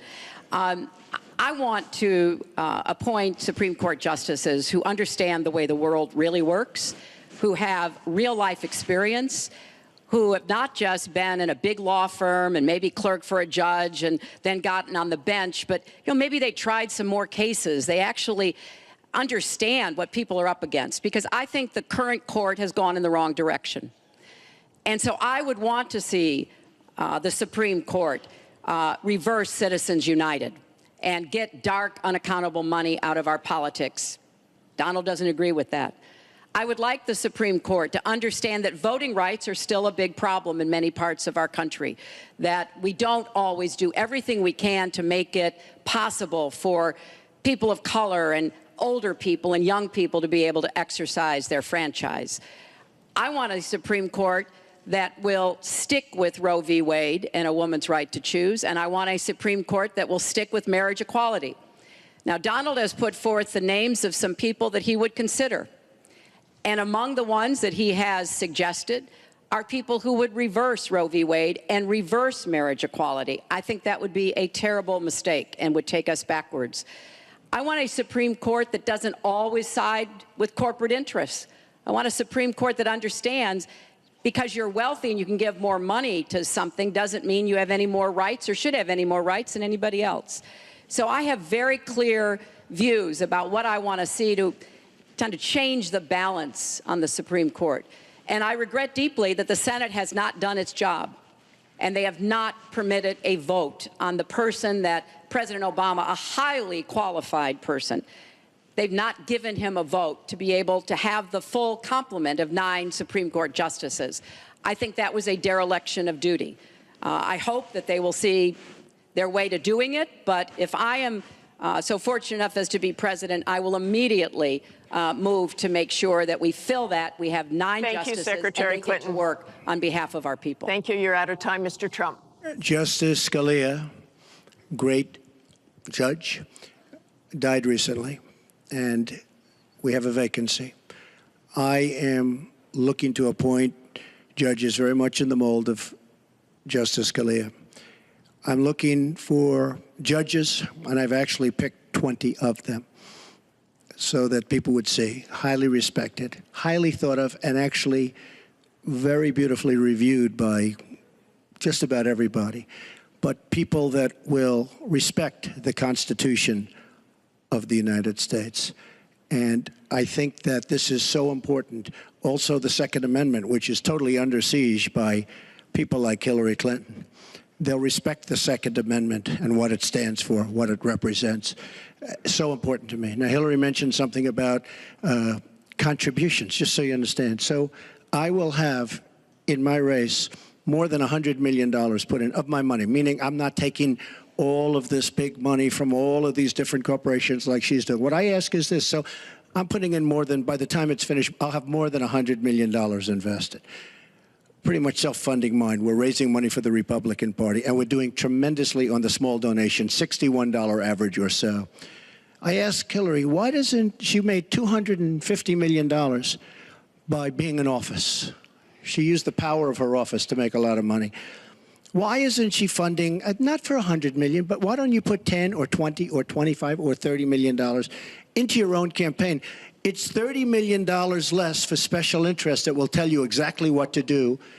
And it would really, I think, be a nice sign to the American public. Why aren't you putting some money in? You have a lot of it. You've made a lot of it because of the fact that you've been in office. You made a lot of it while you were Secretary of State, actually.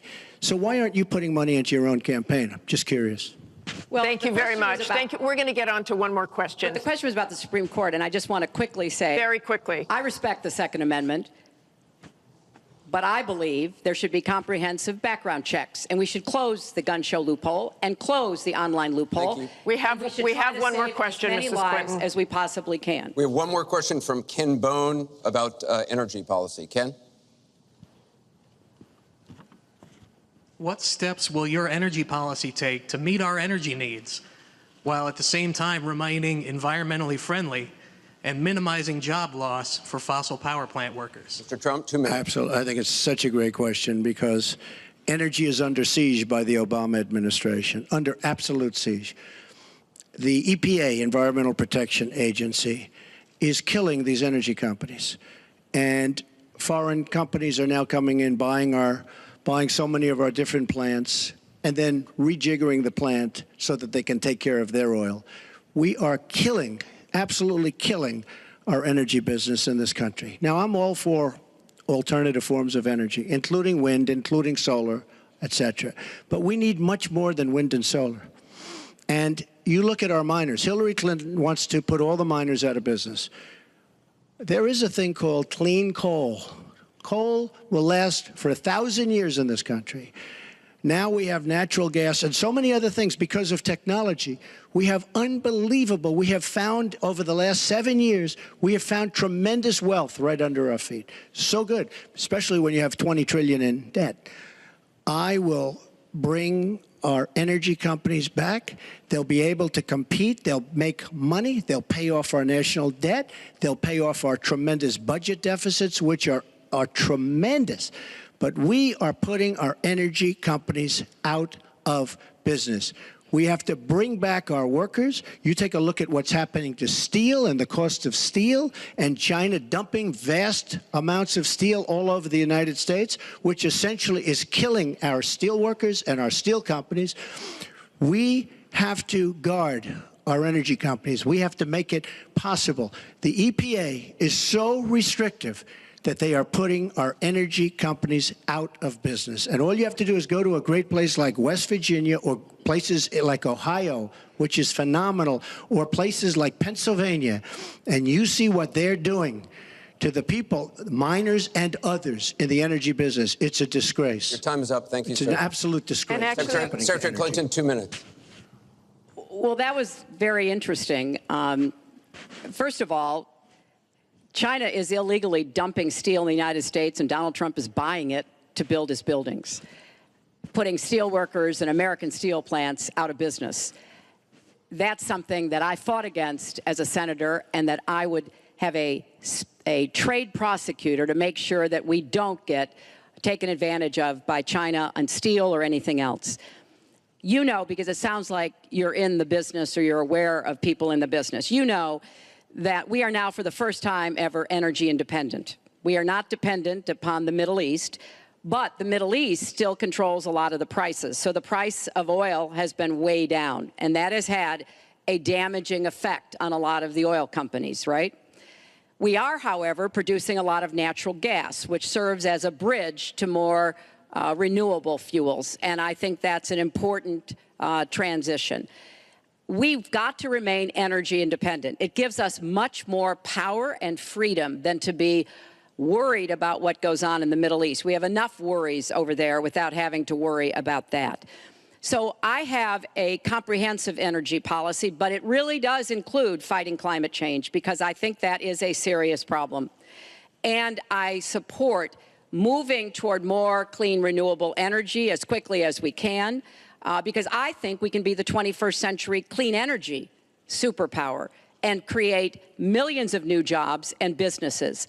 But I also want to be sure that we don't leave people behind. That's why I'm the only candidate from the very beginning of this campaign who had a plan to help us revitalize coal country because those coal miners and their fathers and their grandfathers, they dug that coal out. A lot of them lost their lives. They were injured, but they turned the lights on and they powered our factories. I don't want to walk away from them, so we've got to do something for them. But the price of coal is down worldwide. So we have to look at this comprehensively, and that's exactly what I have proposed. I hope you will go to HillaryClinton.com and look at my entire policy. One more audience question. We've sneaked in one more question, and it comes from Carl Becker.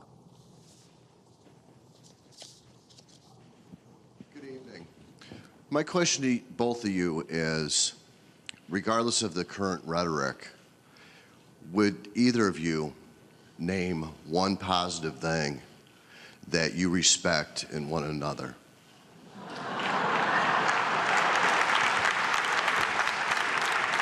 Mr. Trump, would you like to go first?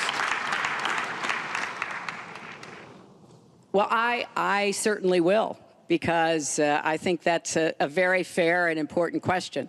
Look, I respect his children.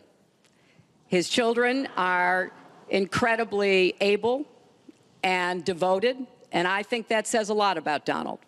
I don't agree with nearly anything else he says or does, but I do respect that. And I think that is something that as a mother and a grandmother is very important to me. So I believe that this election has become in part so conflict-oriented, so intense, because there's a lot at stake. This is not an ordinary time, and this is not an ordinary election. We are going to be choosing a president who will set policy for not just 4 or 8 years, but because of some of the important decisions we have to make here at home and around the world, from the Supreme Court to energy and so much else. And so there is a lot at stake. It's one of the most consequential elections that we've had. And that's why I've tried to put forth specific policies and plans, trying to get it off of the personal and put it on to what it is I want to do as president. And that's why I hope people will check on that for themselves so that they can see that, yes, I've spent 30 years, actually maybe a little more, working to help kids and families, and I want to take all that experience to the White House and do that every single day. Mr. Trump. Well, I consider her statement about my children to be a very nice compliment. I don't know if it was meant to be a compliment, but it is a great. I'm very proud of my children, and they've done a wonderful job, and they've been wonderful, wonderful kids. So I consider that a compliment. I will say this about Hillary. She doesn't quit. She doesn't give up. I respect that. I tell it like it is. She's a fighter. I disagree with much of what she's fighting for. I do disagree with her judgment in many cases. But she does fight hard, and she doesn't quit, and she doesn't give up. And I consider that to be a very good trait. Thanks to both of you. I want to thank both the candidates. I want to thank the university here. This concludes the town hall meeting. Our thanks to the candidates, the commission, Washington University, and to everybody who watched. Please tune in on October 19th for the final presidential debate that will take place at the University of Nevada, Las Vegas. Good night, everyone.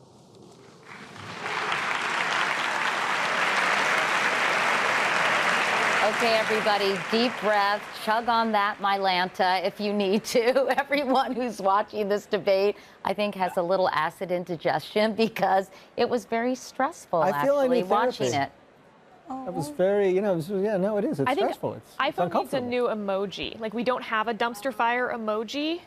And I think now's the time, iPhone. Come out with that. Everyone will use it. It was the most tweeted debate in history, and therefore, it'll be the most. It's a town hall, and I don't want to move to this town. At least not that specific area, that zip code of that town. No, the town invoked by the debate. Like, I don't know. So let's talk about sort of what we think and how people did. And I don't know, I always go to you, Matt, first. And I appreciate it. What do you think? You know, we've done a bunch of these debates now, and I've always said it, you know, every debate's about its own thing. There's a question you're answering. It's not a question of who wins a debate or loses a debate, who achieves what they came to achieve. This debate, even more than the first one, was about Donald Trump's temperament, fitness to serve. After the last 48 hours, you know, who was he? And she set that up, you know, Secretary Clinton set that up right from the get-go. She said, is he who we are? That was her first, right, in her first statement. She posed the question, is he who we are as Americans? If that's the question, and I think it is, I don't think he answered it especially well for himself. I think he had a lot of contempt and anger in both his body language and his rhetoric. He called her the devil again. He said she had hatred in her heart. He kind of stalked her on the stage.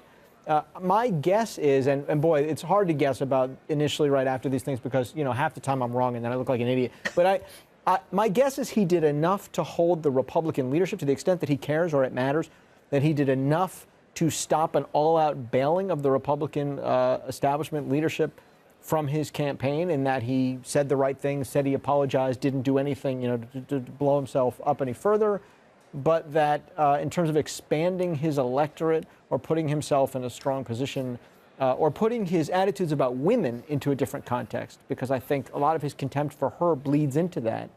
I don't think he helped himself, and I don't think he won this one. I think he did better the first time out. I think stylistically, he was very, he did seem slightly unhinged in terms of how much he interrupted, sort of name calling, and I think that is off-putting for a lot of women, because I think anytime he exhibits bullying type behavior, it's a little bit of a turnoff. But I think for some of his strong, sort of in-your-face positioning of criticizing Hillary Clinton and sort of the past 30 years that she spent in public service, I have to think in some ways that's effective with his base, because they're like, yeah, he's talking about the past versus what he thinks the future should be. And I thought he was pretty, you know, effective in terms of making that base. Unfortunately, his base tops him out at 40%. Right, but engaging them and enraging them. I thought he did a good job with that. What we've seen throughout this election is when the conversation is about Hillary Clinton, her numbers go down. And aside from the first 7 minutes or so that we were talking about the video, this was largely a conversation about her and her policies, and that won't help her. Do I think he did what he needed to do to actually expand the electorate, his map? No. But if you were only looking at this debate, I think he did better than last time. The one thing that we're continuing to miss from Donald Trump is any details on anything. See, I thought for a bit there in the middle, we actually were talking about issues. I thought, but for a moment we were, right? We were actually seeing a little bit of the issue discussion, and I thought that's absolutely where Hillary shines. She completely understands all aspects of the issues, whatever issue with foreign policy or health care. She just really can handle that very well. But I have to say, from the very beginning, when Hillary framed this election as an election about who we are, and that we are great because we are good, I thought was an incredible moment, and one that should really stand out for the rest of these last 30 days or 29 days that are left. Olivier? Yeah, I mean, I don't want to lose track of the math in the battleground states as we look at this debate, because, as Matt points out, there's always an underlying theme. There's also an underlying dynamic in the race. So we're going to see in the next couple of days whether any more prominent Republicans bail. We're going to see, more importantly, how many Republican voters have second thoughts about Donald Trump. I felt like she played this one a little bit like what's called a prevent defense in football, which is trying to avoid. Her entire campaign has been a prevent. Trying to avoid a touchdown. So I don't know that she didn't put him away, I think. But I don't think he did.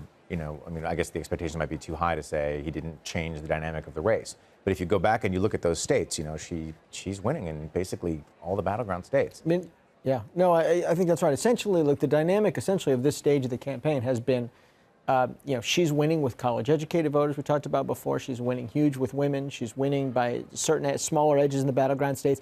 He needed to be a credible enough alternative, an attractive enough alternative at this point in the race and going forward to pull enough voters who are uncomfortable with her to close that gap. I don't think he really made people feel more comfortable with that him. part of the electorate. I don't think so. You know, as you say, he probably excited his base. This was, you know, I think this was a much more contemptuous debate performance, a much more.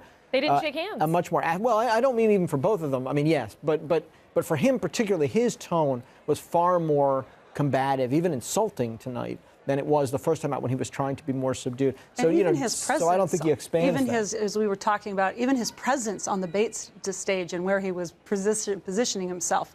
Now, felt, Nate, felt sort of, Stephanie, sort of Nate strange. Silver pointed out that it was her positioning herself in front of him, and he said that's something that Bill Clinton did in 1992. That's true. To give sort of this menacing impression that he was breathing down her neck or kind of being stalkery. I thought that was interesting. That is, and what I loved about those moments when she'd walk up right to the edge of the audience, and like the eye lock and the I'm going to have a conversation with you, the person who asked the question. I thought she did that incredibly well, and I've seen her do that in town halls for years, and she's a master at that. What about the reality check of sort of that? You know, we've often talked about how we're in a post-factual election cycle. When he said that he did not write check out the sex tape, he did write check out sex tape. Maybe he left out the, but you know, there were often times where she insisted that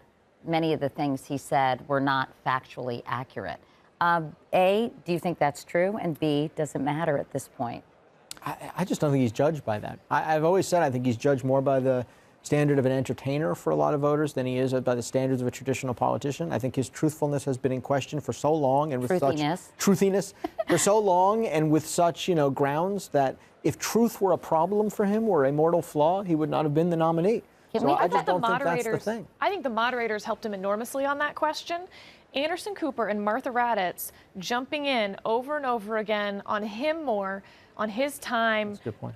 Martha Raddatz, that back and forth exchange helped Donald Trump an enormous amount. And for Republicans, we have a trigger warning, if you will, for mainstream media jumping in during these debates. Is it a macroaggression? It is. It is, for sure. This is the Candy Crowley moment all over again for so many Republicans, that the moderators are actually part of the Democratic candidates' team on that stage.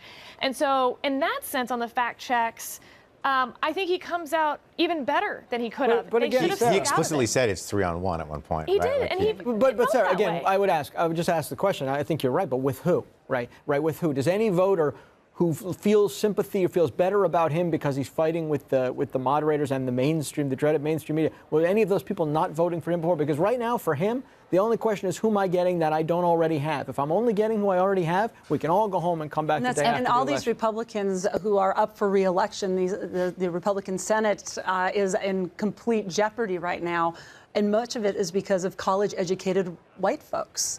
And I don't think he did anything tonight to calm the fears that were ignited over the weekend on that issue. A couple of quick points to make. Mike Pence did not tweet anything during the course of this debate. Nor did he talk to Donald Trump, apparently. Yeah, that was bizarre, wasn't it? When he said that they had a difference of opinion and they haven't talked, and that was like, that was the biggest news. Are they in a fight? I that's what it sounded figure like. it out, right? There's a huge rift. A huge rift between the two right now, and I doubt that Pence will pull out after this debate of the ticket, but I don't know that you're going to see him as much on the trail. All right, let's go to Bianna Golodryga, because actually she's got some 411 on that whole sort of I haven't talked to Mike Pence moment, right, Bianna? Well, that really stood out in the press corps, Kate. I mean, there's a huge gasp among our colleagues in the press when Donald Trump sort of doubled down on disagreeing with Mike Pence with regards to the U.S.'s involvement in Syria, and him, of course, having a much more hawkish stance than Donald Trump and even President Obama on many issues. That came up in the VP debate. People were wondering what was going to happen internally, the dynamics between Donald Trump and Pence, since they disagreed on that. Well, we heard from Donald Trump. We know that Mike Pence is not here. He is at home, obviously watching the debate, was not tweeting and following up on that. And some other notable moments, Katie, were obviously the top of the interview and the debate when they came out and did not shake hands. I think a lot of people were anticipating some sort of reaction, friendly hello, not a fist bump, but didn't shake hands either. And then people were chuckling at Donald Trump repeatedly saying, I have a great deal of respect for women. He said that multiple times when he was writing off his comments as just locker room banter. He really doubled down on that. He offered his apology, but he sort of made a lot more light of it. And what was really interesting for me to watch, Katie, was following the debate to see what the candidates would do.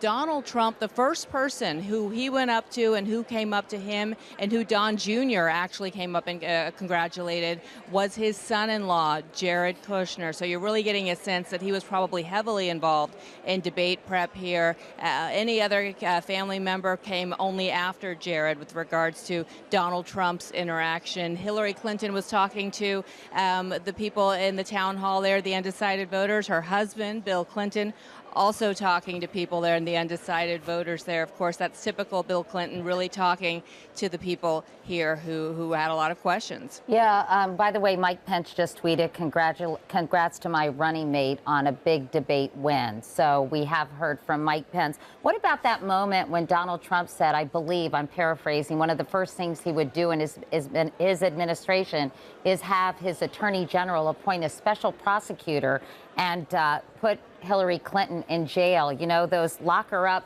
chants have been resonating throughout his rallies. And actually, we have a soundbite of that. Let's take a listen to that exchange. Guys, it's just awfully good that someone with the temperament of Donald Trump is not in charge of the law in our country. Yeah, because you'd be in jail. Secretary Clinton. So what was the reaction in the hall? Obviously, we heard there were a lot of cheers.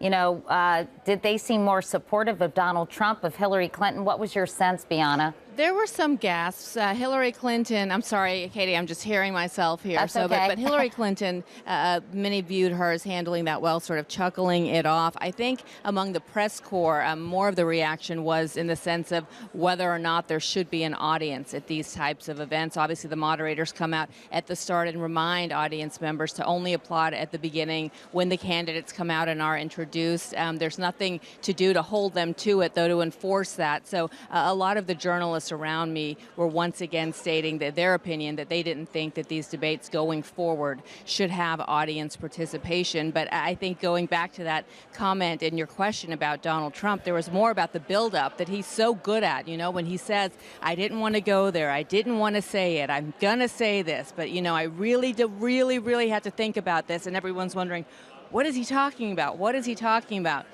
He made that comment, and most people viewed Hillary's reaction as sort of a brushing it off and not really paying it that much mind. Okay, Bianna, thanks. If you want to mingle and get some good, fun tidbits and come back, we'll just talk amongst ourselves. We'll keep you posted. All right, thanks, Bianna. By the way, I mean, let's talk about that moment where he said he'd put her in jail. I mean, that was pretty historic. The first time a U.S. presidential nominee has threatened to put his opponent in prison. It's just lock her up talk.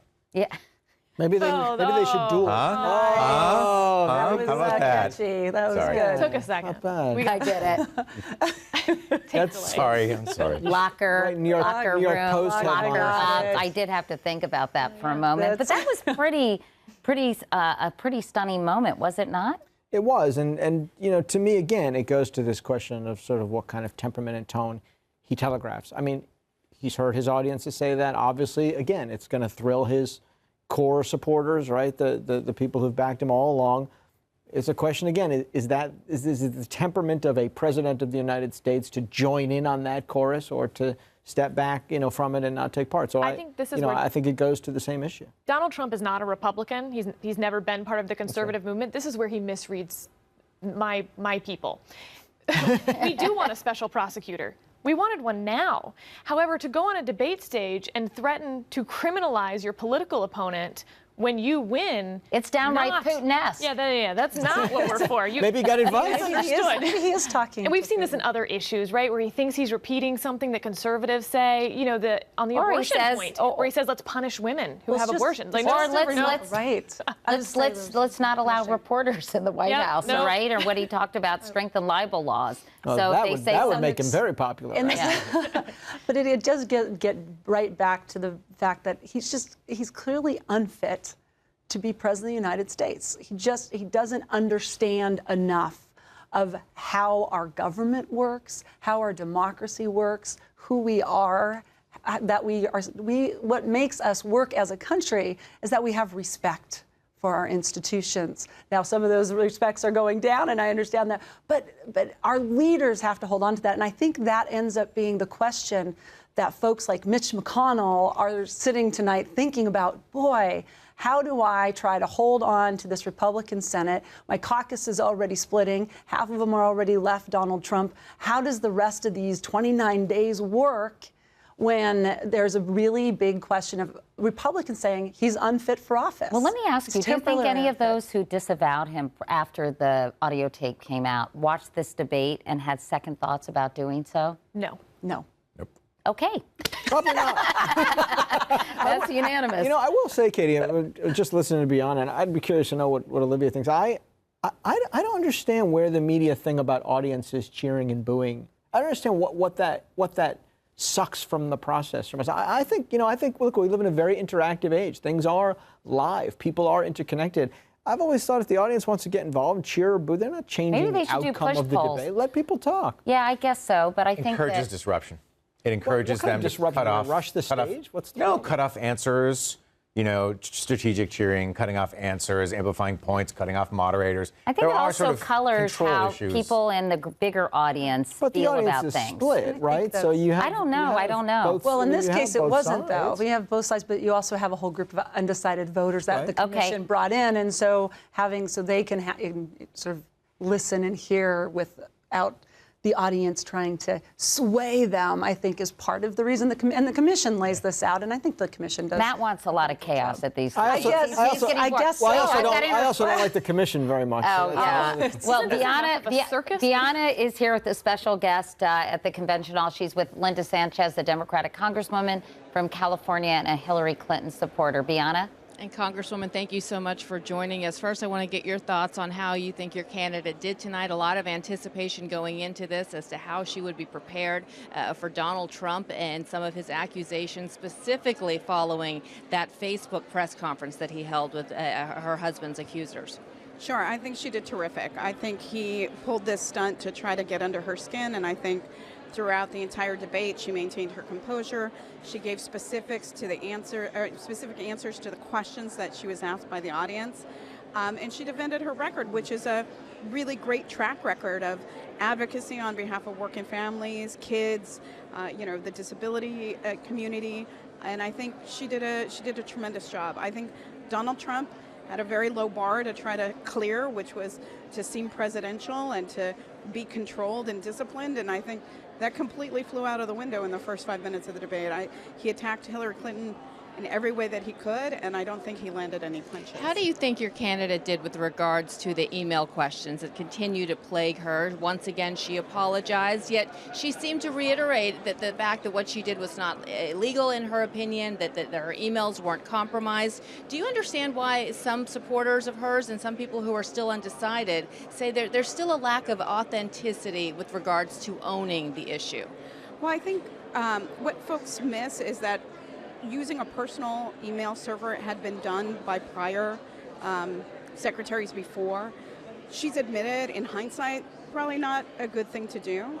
And, they keep raising the issue of the email, even though there's been an investigation and they found that there was no willingness, malintention, and there, isn't really much to that story. There isn't anything to that story. She's admitted the mistake. She said she regrets it. She'll be more careful in the future, and you move on. You learn from your mistakes. But what I think that is a real distraction from looking at, of the two candidates, who is the most competent and the most qualified to run this country? Who understands the nuances of policy, understands how to bring people together, to work together, to try to do what's in the best interest of this country? Clearly, Donald Trump has no idea. And Hillary Clinton, as many say, her best moment of the last debate was her last moment when she invoked Alicia Machado's name and some of the comments that Donald Trump had made about her in the past. It plagued him the week after that. Do you think that she should have focused more on his relationship with women and some of the comments he said? Now that we saw the tape that came out on Friday, do you think she handled that appropriately? I think she did well. I mean, this debate format was really about trying to answer the specific questions from those in the audience. She didn't come here to attack him, and quite frankly, the video pretty much speaks for itself. I mean, you only have to watch the video and hear the things that Donald Trump says about women and the way that he disrespects them to understand that this has been his MO the entire campaign. He's essentially the same person he was 11 years ago. He hasn't changed. He said that he regrets it. Even his apology was half-hearted, and then his response always when he has a setback or when things don't go his way, he becomes petulant and defensive, and then he attacks other people. Came out with this stunt against Bill Clinton. Bill Clinton is not running for president of the United States. Donald Trump is. Let's hear your specific plans. He was vague on details. He couldn't answer, basic questions about how he would improve the ACA or how he would make sure that the very wealthy in this country pay their fair share of taxes. No substance. Well, they have one more debate ahead in Las Vegas. Thank you so much, Congresswoman, for joining us today. And Katie, one other issue a lot of voters were still talking about was whether or not Hillary Clinton could relate to these audience members, to these undecided voters, the way that her husband so famously did in the town hall. I thought it was interesting how Hillary Clinton addressed one of the questioners by saying, "Are you a teacher?" Then she called another one by his name. I guess a lot of people are going to be asking the question, did she relate the way so many people want her to with voters? Okay, Bianna, thanks so much. Did she connect? We were talking about Hillary Clinton's performance, and we haven't actually really gotten into that very much. Did she ignite any passions during the course of this debate? Do you think she did connect with some of the the people who had assembled there and were asking her questions? I think she definitely made an effort, as Bianna said, but was there the kind of warmth and, I don't know, approachability that she has seemingly lacked during the course of this campaign? What do you think, Stephanie? Yeah, I thought I saw more of that tonight than I did in the first debate. I thought she did well in the first debate. I actually thought she did even better tonight, particularly with that. I think this is a good forum for her and her ability to sort of step in, have that conversation with the voter who asked the question. So I thought she looked very good. I think again she is one who has very, very strong plans and a clear vision of how she wants to move forward if she becomes president of the United States. They are full of details. I know sometimes that is overwhelming to folks and it's not soundbitey, but that is who she is. She's very thoughtful and really thinks through how we need to get things done. And so, all in all, I thought she did a really, really good job and was more and more relatable. And of course, Stephanie is a Hillary Clinton supporter, so she's biased on that point. But what did you think, Matt? I think, Hillary Clinton is what I would call an insecure politician. I think, for all the things she has confidence in generally, she knows she's not a great retail campaigner, and sometimes most often, she's overcautious in a sense about saying the wrong thing and comes off as very plasticky.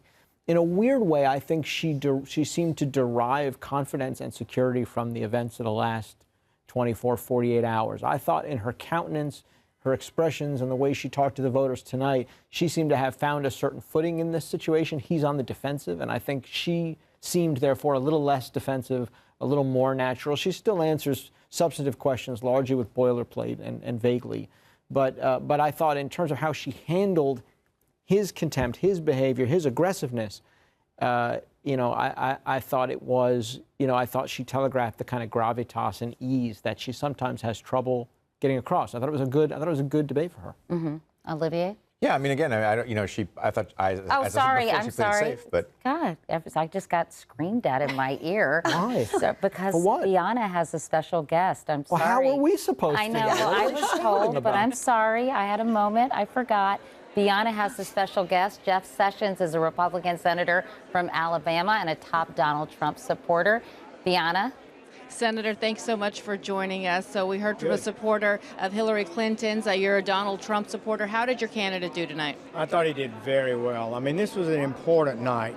He was under tremendous pressure. I just wondered, what could I do? You have, on top of all the challenges of debating with a person who's been in public life for so many years, can you do that? And plus the tape that got hyped above all reality, I thought. And I just thought he did fabulous. You think it was overhyped? You think the tape was over? In what sense? I think so. It's just dominated everything. So you had the WikiLeaks stuff where Hillary Clinton. But you heard the comments that the rest of the country heard. You heard go. the words he used. I know y'all think it is. I agree. You think it is? As I don't. woman, I was offended. I'm offended you weren't offended too. by the comments? Yes, I'm offended by them. But when does it, I mean, but at some point you have to go beyond your mistakes 11 years ago and face up to the challenges facing America. That's what people were looking for tonight.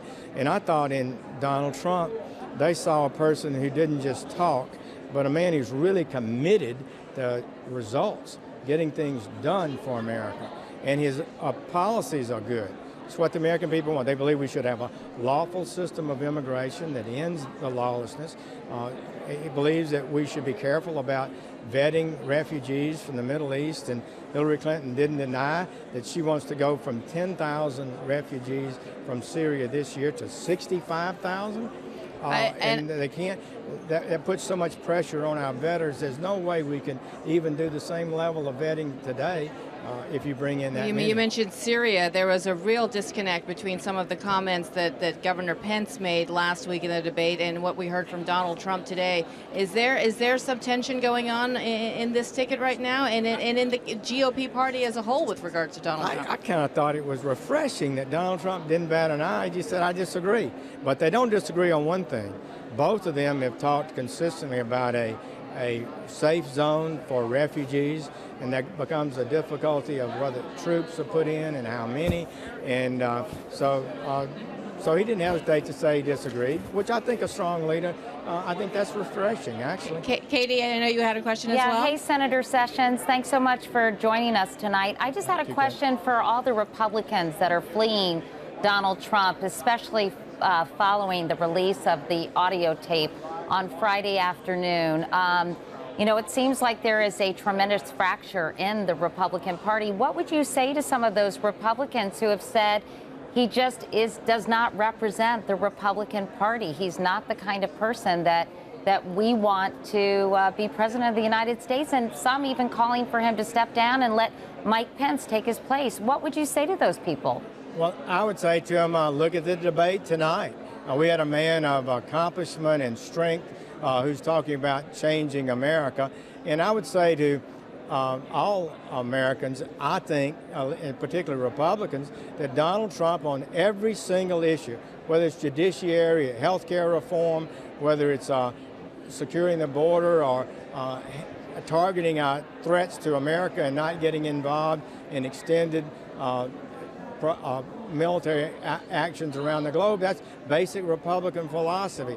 Hillary Clinton wants to raise taxes, increase regulations, maintain this health care system. So I think there's a big difference, number one, there. And finally, let me note that I've never seen a year when endorsements made less importance. This is a movement that Donald Trump is leading. It reaches to the grassroots. It's bringing in Democrats, independents, union workers, African Americans, Hispanics in new ways. And I think as this campaign goes on and they see his ability to lead, we'll see those numbers increase. So I think our Republican leaders need to acknowledge, we all do, that this was a bad statement. This tape was very painful to all of us, but nobody's perfect. Hillary Clinton is not perfect. The public's belief of her dishonesty is exceedingly high, and so I just think people are going to choose this election on what they think the next president can do for the country. I guess the question, Senator, can I just do one more follow-up? Do you think that Donald Trump was contrite enough about that tape? He kind of shrugged it off and said this is locker room talk, but people were deeply, deeply offended by many of the things that he said in that audio tape. And you don't need me to repeat it to you tonight, Senator. But do you think he had enough of an explanation and that he showed enough humility and regret for some of these statements? Because, you know, this kind of behavior has hounded him, and it's not just on this audio tape. Well, it's certainly been a huge thing in the press. I got to tell you, it has dominated the last several days. There's no doubt about it, and that's not good. Well, you found it shocking too, Senator, right? Well, I find it unacceptable language. There's no doubt about that. And he's apologized for that. And he's talked about now what he'd like to do for America. And I think that's what we've got to decide this election on. And I could go through a litany of things that Hillary Clinton has failed on also. There may be different things, but I'm telling you, the American people do not like politicians who go to rich fundraisers and tell them one thing while they're telling the American people exactly the opposite. That's what Donald Trump is running against. That's what he's been talking about from the very beginning.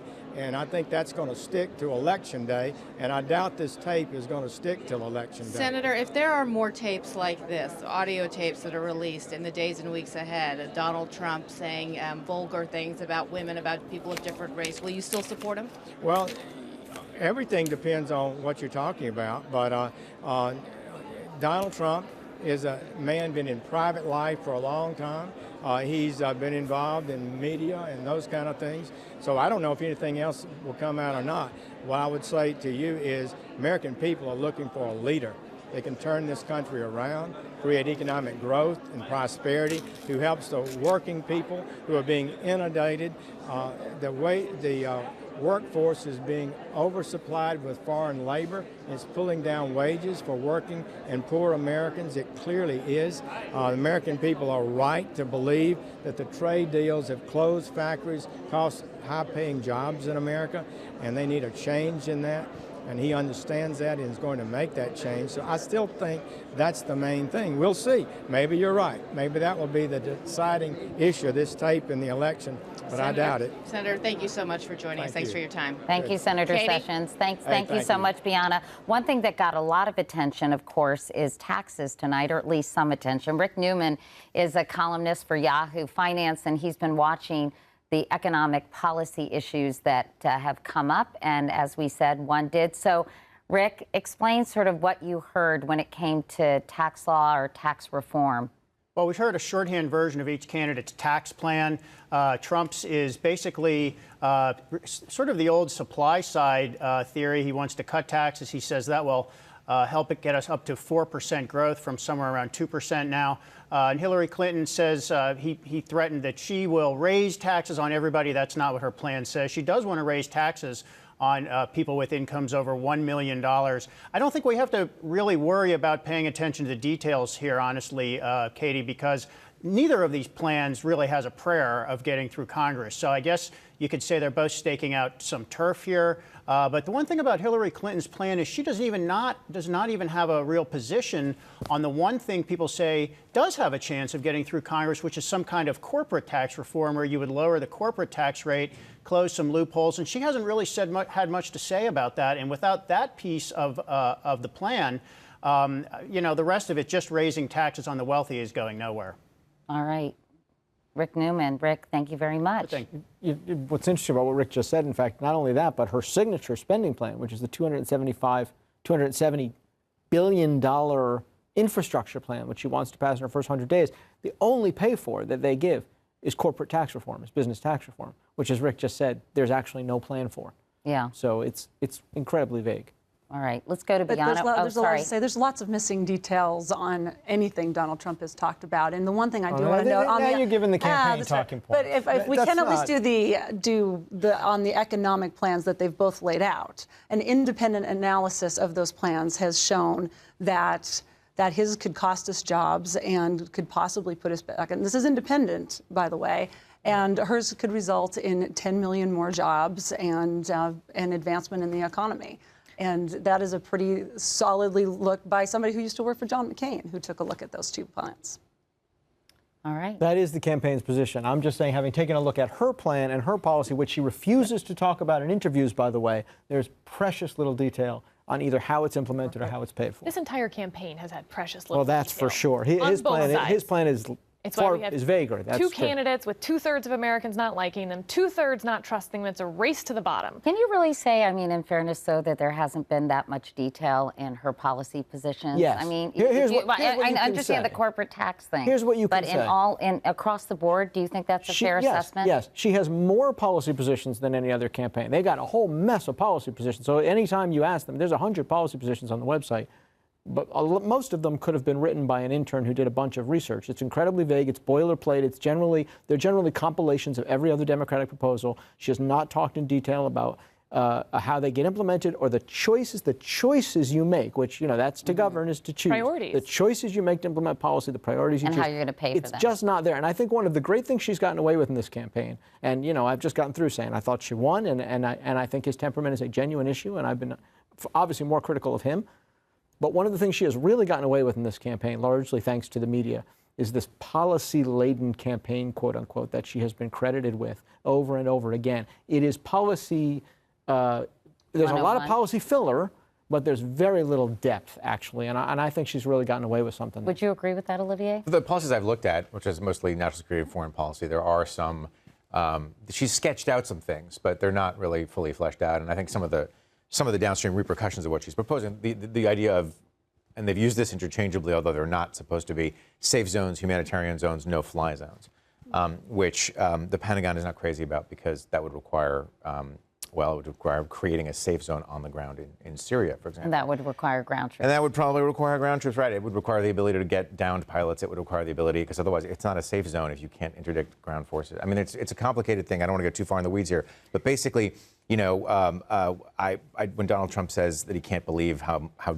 many details she's spilling about foreign policy on her website, I'm not convinced he's looked at it, because it's not a particularly detailed plan. On the other hand, this election will not be decided on policy proposals. Correct. This will be an emotional election. This will be a character election, a temperament election on both sides. It's really she become doesn't about him run and his away with temperament, this. which is not what it should be. Let's go to Bianna because she has Brian Fallon, the press secretary for the Clinton campaign. Bianna? Hey, Brian, thanks so much for stopping by. First question I have to ask you is, what was Hillary Clinton's reaction when you saw that Facebook Live interview that Donald Trump held? We weren't surprised. This is something that he's been dangling out there as a possibility for a while now. However, as recently as earlier this week, he was telling Page 6 of the New York Post he wasn't going to do it. So the fact that he went there, I think, sort of spoke to the level of desperation in his campaign after a 48-hour stretch where you've been seeing mass defections from Republicans in droves that are walking away from him because they don't want to be tarred with the same brush as him because they're on the ballot too. And fundamentally, I don't think he did anything to alter the downward trajectory of his campaign tonight. If anything, I think he sort of doubled down on his non-apology on his comments that surfaced on Friday, dismissing it as locker room talk. So I don't think he gave any of those hesitant supporters of his any good way to defend his comments. I think that'll remain in the news now for the next several days. What was your campaign's reaction to that video Friday night? Specifically, what was Hillary Clinton's reaction when she heard and saw it? Obviously, we thought that the comments were deplorable, but I think that tonight, when she was given the opportunity to speak about it, she made the case pretty convincingly that this was not a one-off. This was not a matter of him just sort of being caught on a live mic saying something that he regrets and that we should take his word on that it doesn't reflect who he is. It's something that fits a lifelong pattern of objectifying and demeaning women. And it bleeds into his policies. He doesn't support equal pay. He has said that women should be punished for seeking an abortion. So he is hemorrhaging support among women voters, and I don't think he did anything to help improve his situation with those voters tonight. And with regards to reaching out to the African-American community in particular, Donald Trump doubled down on his comments that they have nothing to lose, that Hillary Clinton in all her time in government did nothing for the inner cities of this country and for African-Americans specifically. What was your tactic going into tonight, knowing that that question would be raised, and what are you going to be doing in the weeks ahead? Well, we knew after the first debate that they thought one of their high points was this line, this talking point that he's clearly prepared about, that she's been in public life for 30 years and what does she have to show for it. And so he did that again tonight, and I think she was ready for it. And I actually think it was probably her finest moment of the debate, where she said, let's compare each other's records over the last 30 years. And we'll be happy to take that comparison if that's what dictates the discussion over the next 29 days. Hillary Clinton is somebody that has been fighting for women and children her entire career, and Donald Trump's been going around demeaning women, avoiding paying his taxes, and stiffing his workers with the companies that he runs. So we'll be happy to have that comparison of their respective records, and I think that was really a moment where she took the high ground. We talked about that press conference that Donald Trump held, the impromptu press conference before the debate. When did you find out about the four women, her husband's accusers, that were going to be his guests here tonight? What was the reaction? As it was happening is when we learned about it. I was with a few reporters, and they had seen that it was happening on Twitter, and I think that it was sort of a sideshow, an attempt to distract and change the subject going into a debate where he knew he was going to be pressed on that audio that surfaced on Friday. But you know what? there's been any number of Republicans in the last few weeks that have said that this would be a mistake for Donald Trump to go there. Kellyanne Conway said that she personally was not advising him to do it. Newt Gingrich, who's an informal advisor to his campaign and lived through the 1990s and knows the price that Republicans paid at the polls in 1998 when they made this the crux of their argument against Bill Clinton in the 1990s. He said don't do it. Senate leadership people like John Thune, the number 3 Republican in the Senate, has said that this would backfire. And so I think that there's no number of Republicans that are going to be at all enthused or propped up by what they saw tonight. If anything, I think they're probably wringing their hands even more. We have seen friction in the party, that is for sure. Brian, thank you so much for stopping Brian, by. Thanks for having you. Brianna, can I ask Brian a quick question? Does he have IFB? Brian, can you hear me? Yes. Hey, Brian, thanks for joining us. Quick question, about these emails that were released on Friday. How problematic are they, in your view, for Secretary Clinton, this whole notion of having a private versus a public position, and some of the other things that were in those emails, say about that seem to suggest that she is for TPP or open borders, and how are you going to be able to manage some of those contradictions in the next few days?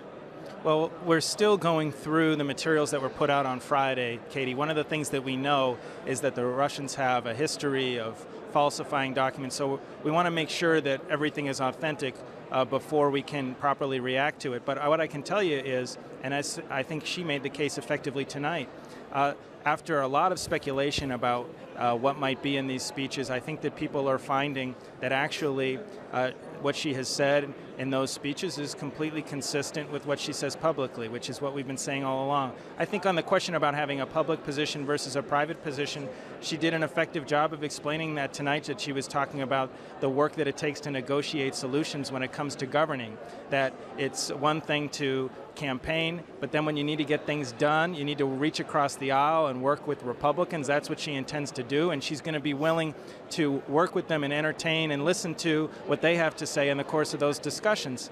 And then I think there was an attempt also to make an issue out of this reference to quote-unquote open borders. Hillary Clinton, of course, does not support an open borders immigration policy. You just look at her white papers that she's issued at this campaign, listen to how she talks about it on the trail. But what she was talking about clearly is a matter of energy policy and how it would be important to have a multinational energy grid where you can transmit clean energy materials and sources and fuels from North America to South America.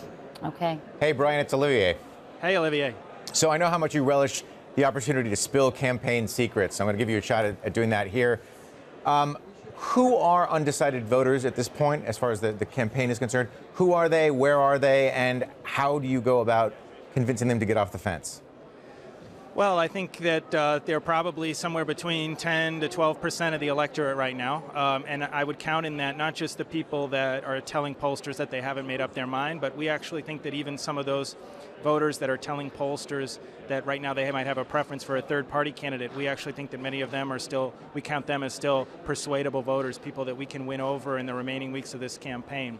I don't think that they fall neatly into one category demographically, but I think that there's a lot of for instance, suburban women voters that are probably recent Republican voting in their habits, probably maybe supported Mitt Romney in 2012, and might even be inclined to support a Republican again this year, but they're just extremely troubled by what they hear from Donald Trump, and so they're newly open to considering a Democrat. And so those are voters that I think that Donald Trump is only further repelling after a night like tonight.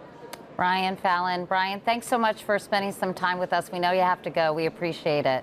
Thank you very much for having me. Thank you. So I guess the right-wing narrative, according to one of my very smart friends, is that Donald Trump didn't implode.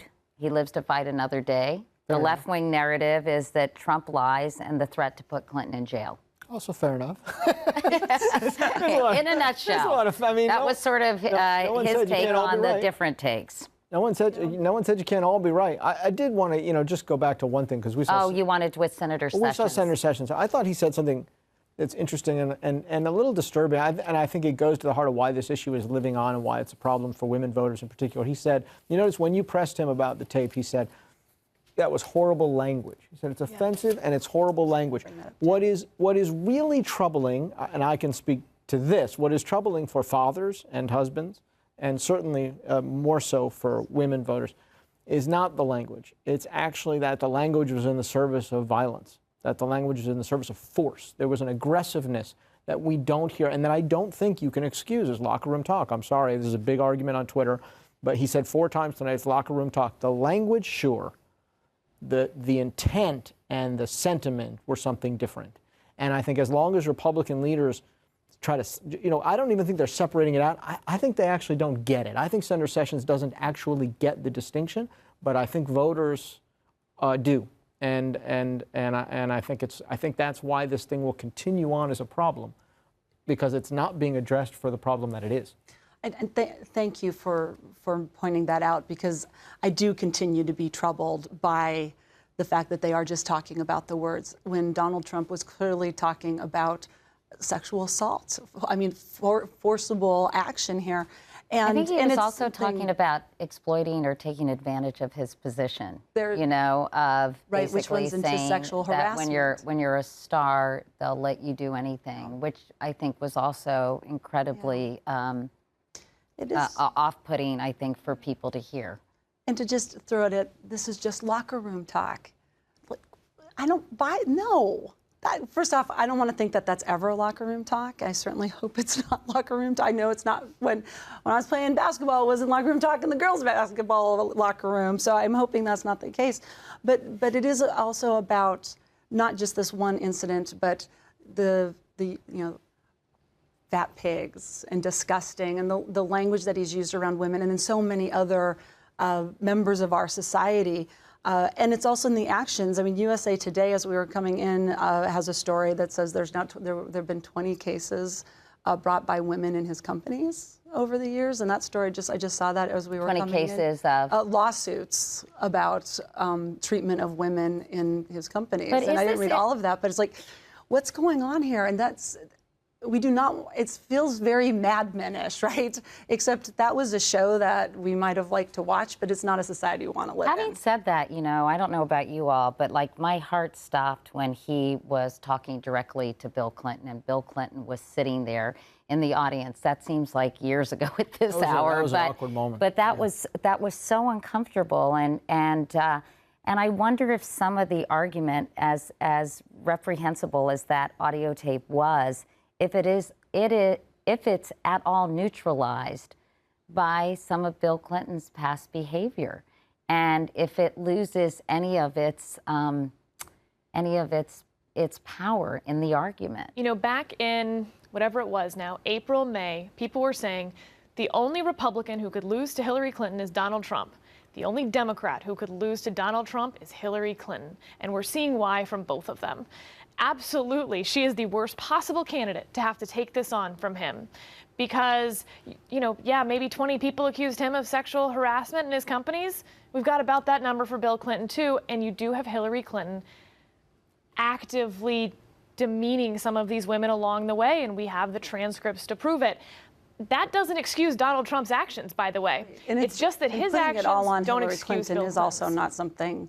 I'm not pulling it all on Hillary Clinton. And Absolutely not. I don't think but that she's feels... not the right person to prosecute this. Pardon the term. Nice. You're good too. A lot of prosecuting going on tonight.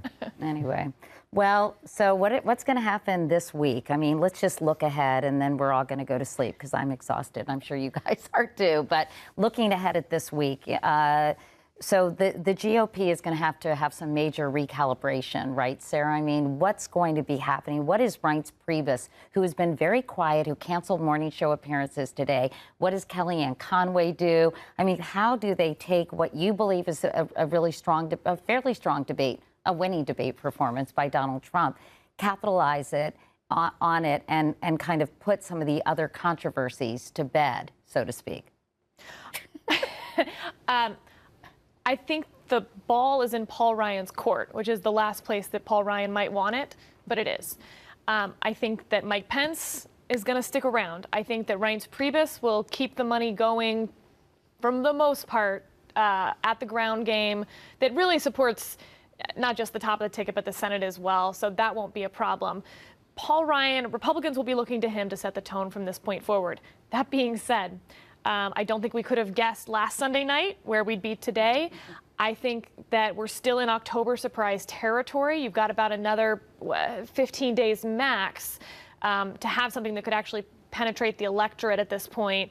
And I'll be shocked if we don't have something else that drops. What are you going to be looking for this week, Olivier? What the Hillary Clinton campaign uses from this debate in their ads and in their spin and their public appearances. There's been this phenomenon for as long as I've covered campaigns where the debate is won and lost, not debate night, but in the 4 or 5 days afterwards. The Al Gore sighing wasn't probably most often. I'm only speaking just from my limited experience. The Al Gore sighing didn't pierce through immediately. That was the thing of several days. So I want to see what they do because they've done a very good job. They teed up the Alicia Machado thing in the last moments of the first debate, and they used that. And Gosh, and that really they stuck that in at the very end. And they had that machine ready to roll immediately. I don't know what they're going to use from this, but I want to see what they do because they're trying to put him away. And so I'm just sort of curious to see what they're going to use from this debate to try to achieve that. I bet they do something of his comments towards her, the insults and the interruptions. I think they're going to capitalize on that a lot because I think stylistically that sort of is a powerful thing to do for undecided voters. Yeah, what are you looking for, Matt? I'm so cold I might just pass out here. Our studio is very cold. Somebody come help if you're at home and you have blankets. I got you some tea. I don't know what else you got. I keep telling you, Matt, get fatter. It's just Yeah, we have a picture of a snowman over here. Get fatter and grow some hair. No, I look. What I think will happen, which doesn't mean much. I think it's exactly what Sarah's saying. I think the Republican establishment, Paul Ryan, I do think he's critical in this. They're stuck. Well, what is he going to do, you guys? I know what you said. It's up to him, but what is Paul Ryan going to do? Anything. I think they're stuck, and I think they will quietly, the party and the party leaders will quietly start putting their focus more on the local level. I think they're going to walk away from him largely as a lost cause very soon. But not, But do you think this gave him a little more wiggle room? It gives him the room in the sense that I don't think they're going to publicly try to throw him overboard, just something radical. But I think you're going to start to see the shift. What we don't know and what I'm looking for, interestingly, in the next couple of days, what does interest me is something Bianna hit on at the very opening of our show here. It's on a broadcast. I don't know what you call it, stream. Whatever. Is that before our whatever, which is that we don't understand the interpersonal dynamics that are going on in Trump world right now. When he says I haven't talked to Mike Pence, we don't really know what that means or how. We don't know where Kellyanne Conway is. She wasn't in that room earlier. Right, and there was a piece. I don't know if you read it, whether it was the Washington Post or New York. I read so much I can't remember who wrote what, but they talked about trouble in Trump Tower and how isolated he had been. Yeah. And I have to say he did look very tired. I thought tonight. Well, he would regardless. It's a crazy. No. But I thought he looked particularly tired and somewhat stressed. But how he had become much more isolated, and how Jared Kushner, I think Bianna mentioned that as well, that he went right to him. In and filled the void. Who has been de facto campaign manager. Right. For sure. Kellyanne Conway has the title, but there's no question that Jared has been that role. Kellyanne did talk after the debate. She said she's there till the bitter end unless. That got left as a big hanging unless. And then she came back and clarified the unless, that she meant unless something happened with her children or her family, but that she's in this to the end. She's in it to win it. She's in it to win it. However, I will say that's what people say right before they leave. It's like when the president has full confidence in you, like you're done. You're toast. And Stephanie, what are you going to be looking for this week? I think the right champagne to afraid of her. Yeah, well, it's interesting to see how the Republican leadership. I think that's the whole thing. How do the Republican Party handle this moving forward? I mean, I just think Emily's List has got 9 women running for the United States Senate. We've got women in tied races in Nevada, New Hampshire, Pennsylvania, North Carolina. Each 4 of those Republicans actually sort of handled it slightly different from each other. Kelly Ayotte, said she wasn't going to vote for him yesterday. Though last week she's, called him a role model. Joe Heck said he should get off the ticket, but in Nevada. But then Joe Heck got heckled. Right. So now they've got a situation where they need women voters, and they made a move yesterday to try to get women voters back. But at what cost, I guess? And so do 2% of Trump loyalists walk away from Joe Heck in Nevada? Do 5% walk away? How mad are those loyalists, which is what Paul Ryan and Mitch McConnell have to calculate in all of these races across the country to save their majorities? And it's an interesting thing. I think they're going to be looking at a lot of poll numbers. We were talking earlier on Wednesday and Thursday when we really get good poll numbers will be Thursday when everybody goes in the field tomorrow night, gets 3 days in. Also their poll numbers, like not just the ones we're looking at. No, that's right. But the stuff that the campaigns put, where because they've identified their voters far better than we have. That's right. So those internal polls are going to be really important. And you're going to see changes probably on Friday, Friday. We might be able to get them from the Russians. My prediction is she will pull ahead several points based on the videos, not the debate performance. However, her underlying numbers, her favorability, her honesty and trustworthiness numbers will go the wrong direction a couple points as well. And that she will win this at this point and be the most hobbled incoming president we've ever seen. That's what Frank Bruni wrote about this morning in the New York Times. Well, it's obviously... I think that's a real possibility, yeah. It's going to be continue to be a dynamic race. There's more emails that might be on the horizon, according to Julian Assange. I mean, who knows? And there's more videos. More videos more that may be on the horizon, according to the producer of The Apprentice. So far, so we could use some...